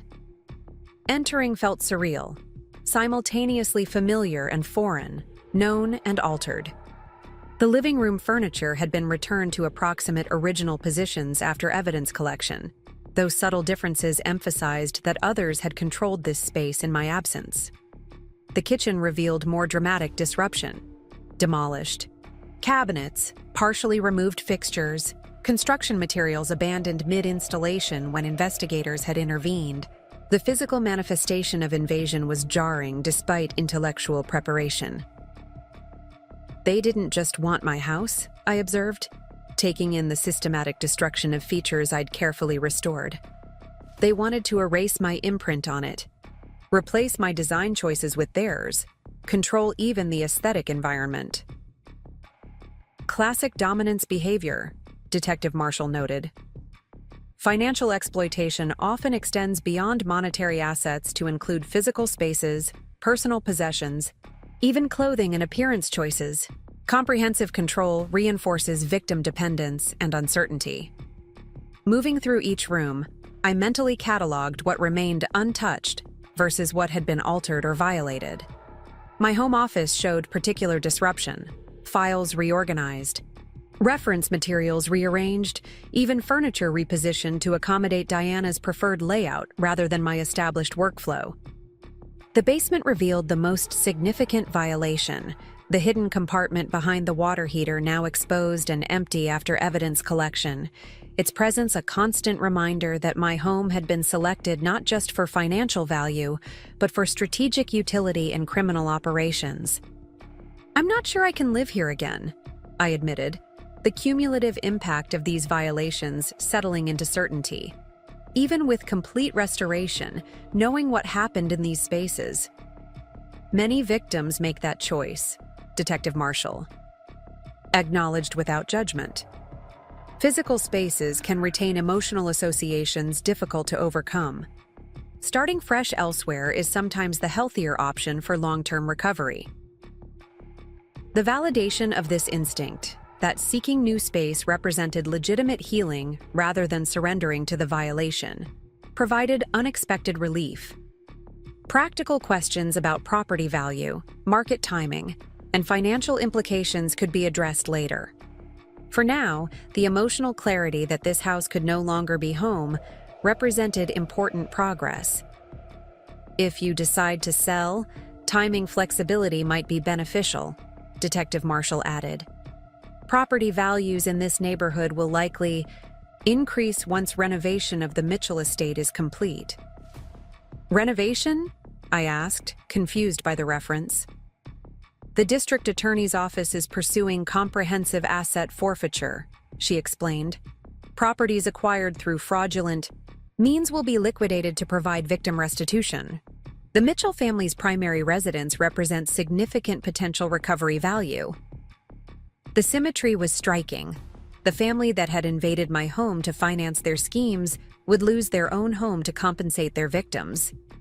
While financial restitution couldn't address emotional damage, the practical justice of this outcome offered meaningful closure. Outside again, breathing fresh air untainted by memories of violation, I felt surprising lightness despite the difficult recognition that my carefully restored house could no longer serve as my home. The property represented just one aspect of what the Mitchell family had attempted to take from me: financial resources, professional standing, personal autonomy, and letting it go signified moving forward rather than remaining tethered to spaces they had contaminated. "What happens next?" Olivia asked as we prepared to leave the property I now recognized as my past rather than my future. Professionally, I returned to Horizon gradually, focusing initially on the exploitation education program, I replied, clarity emerging through articulation. Personally, I find a new home. Something chosen with full awareness rather than vulnerability. Someplace without associations to manipulation or betrayal. "And regarding the Mitchells?" she prompted gently. "I provide whatever testimony and financial analysis the prosecution requires," I stated simply. "But otherwise, I stopped giving them space in my life or thoughts. They've occupied enough of both already." The detective nodded approval at this healthy boundary setting. "The criminal justice process will continue regardless of your ongoing involvement. Your contributions to date have already secured the foundation for comprehensive prosecution." Driving away from the house felt unexpectedly liberating. Not abandonment, but release. Not retreat, but advancement. Whatever physical and financial losses remained after legal proceedings concluded, the reclamation of personal agency represented more significant recovery. 3 months later, I stood before a packed auditorium at Lakeside Community College, presenting the inaugural session of Recognizing Financial Exploitation, Protection Strategies for Individuals and Institutions. The audience included financial professionals, social service providers, law enforcement representatives, and community members, all seeking better understanding of predatory patterns that the Mitchell case had brought to public attention.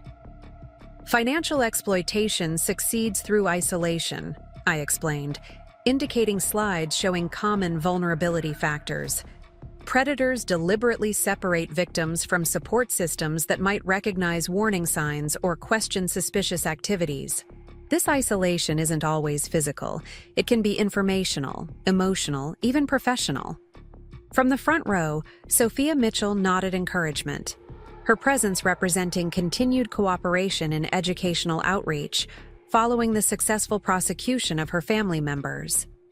Her testimony had proved crucial in securing convictions on all financial charges, while Nathan's eventual cooperation had provided evidence supporting homicide charges in Rebecca's case.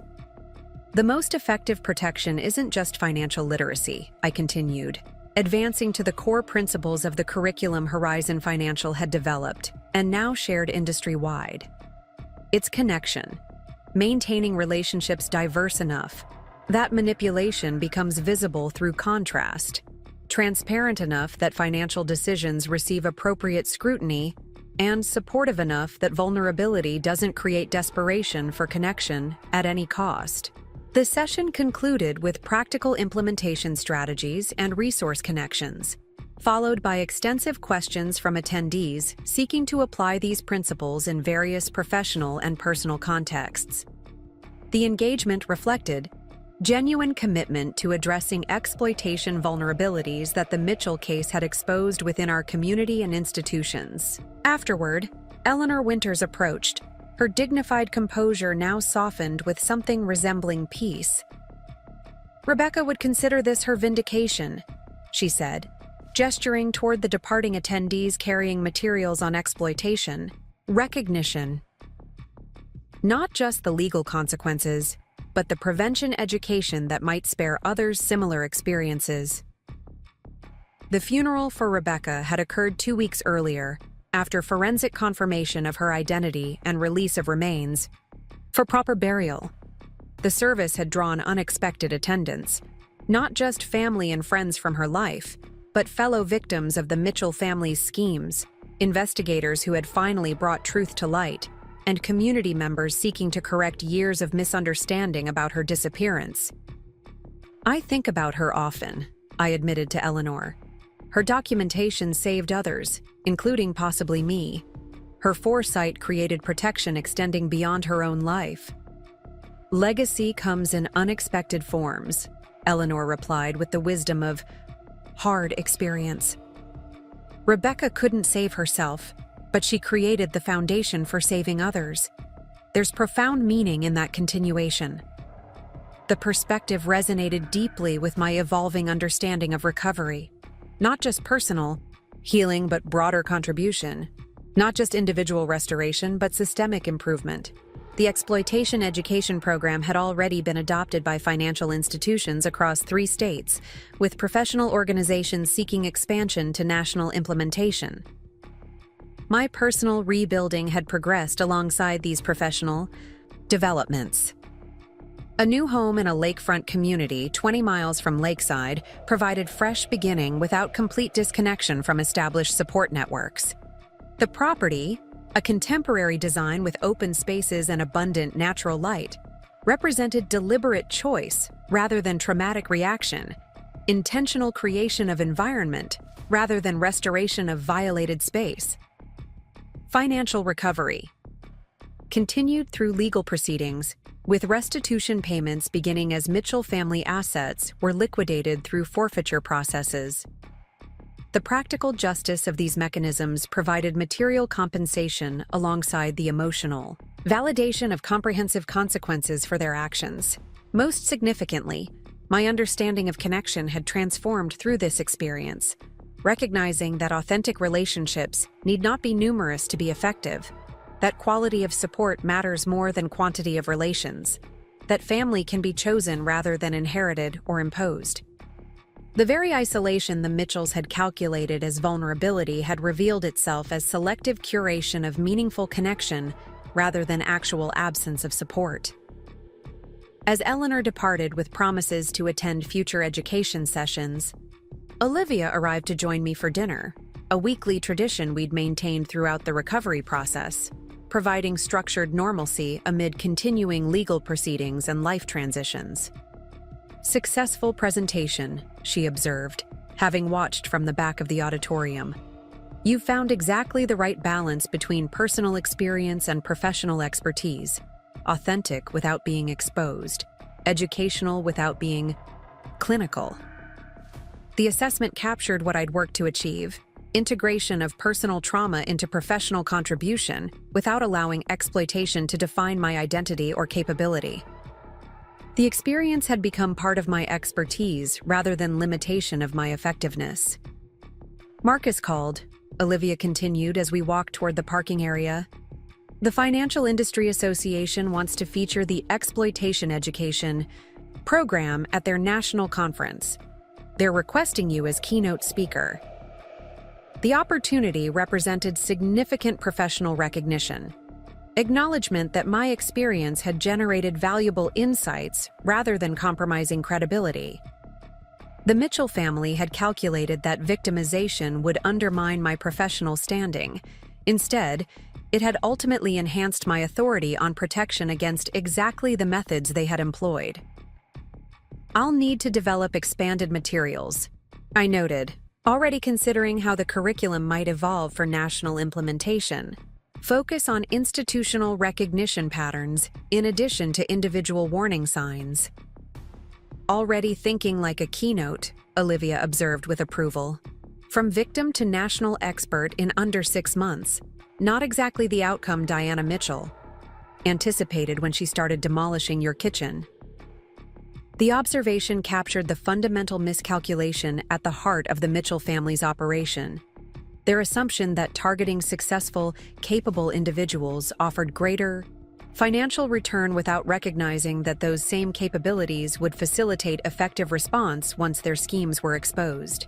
They chose the perfect victim, I agreed. Just not in the way they intended.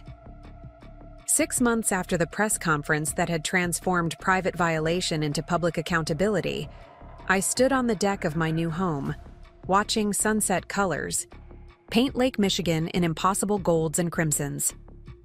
The Mitchell case continued through various legal proceedings, financial restitution mechanisms, ongoing asset forfeiture processes, homicide prosecutions specifically addressing Rebecca's death, but no longer dominated my daily thought or defined my identity. Professional restoration had progressed steadily, with most clients returning to my management and the exploitation education program generating institutional recognition beyond original expectations. Horizon Financial had created a specialized division focusing on protection strategies, with my role expanded to include both client advising and program development. Personal rebuilding had followed similar trajectory, new home established with deliberate care, social connections maintained, with enhanced appreciation, financial security restored through combined professional continuation and legal restitution. The systematic dismantling the Mitchell family had attempted had ultimately led to more intentional reconstruction across every aspect of life. Most significantly, the experience had transformed understanding of vulnerability and strength, recognizing that the same characteristics can represent either, depending on surrounding context and personal awareness. The professional success and personal independence that had made me an attractive target had also provided the resilience and resources to effectively respond to exploitation. The Mitchell family had calculated my isolation as vulnerability, missing the distinction between quantity of relations and quality of connection. They had assessed my financial success as exploitable resource, overlooking the capabilities that had generated that success. They had evaluated my independence as manipulation opportunity, failing to recognize the strength underlying that self-sufficiency. In their meticulous planning, sophisticated strategies, and calculated targeting, they had ultimately made just one critical error. They had selected a victim capable of becoming their most effective adversary, transforming personal trauma into systematic exposure of their entire operation. As twilight deepened over the lake, I reflected on Eleanor Winter's observation about unexpected legacy, how Rebecca's documentation had created protection extending beyond her own life, how tragedy had ultimately generated prevention that might spare countless others similar exploitation. My own experience had followed similar pattern, Personal violation becoming foundation for educational outreach with potentially far-reaching impact. The Mitchell family had invaded my home seeking financial gain, but their ultimate legacy was comprehensive exposure of exploitation methods they had employed successfully for years. They had targeted my resources expecting continued predatory success, but instead created the circumstances for their operation's complete dismantling. They had selected the wrong house, undermined the wrong career, and fundamentally misunderstood the wrong woman, miscalculations from which they would never recover, and from which others would be permanently protected. Up next, you've got 2 more standout stories right on your screen. If this one hit the mark, you won't want to pass these up. Just click and check them out.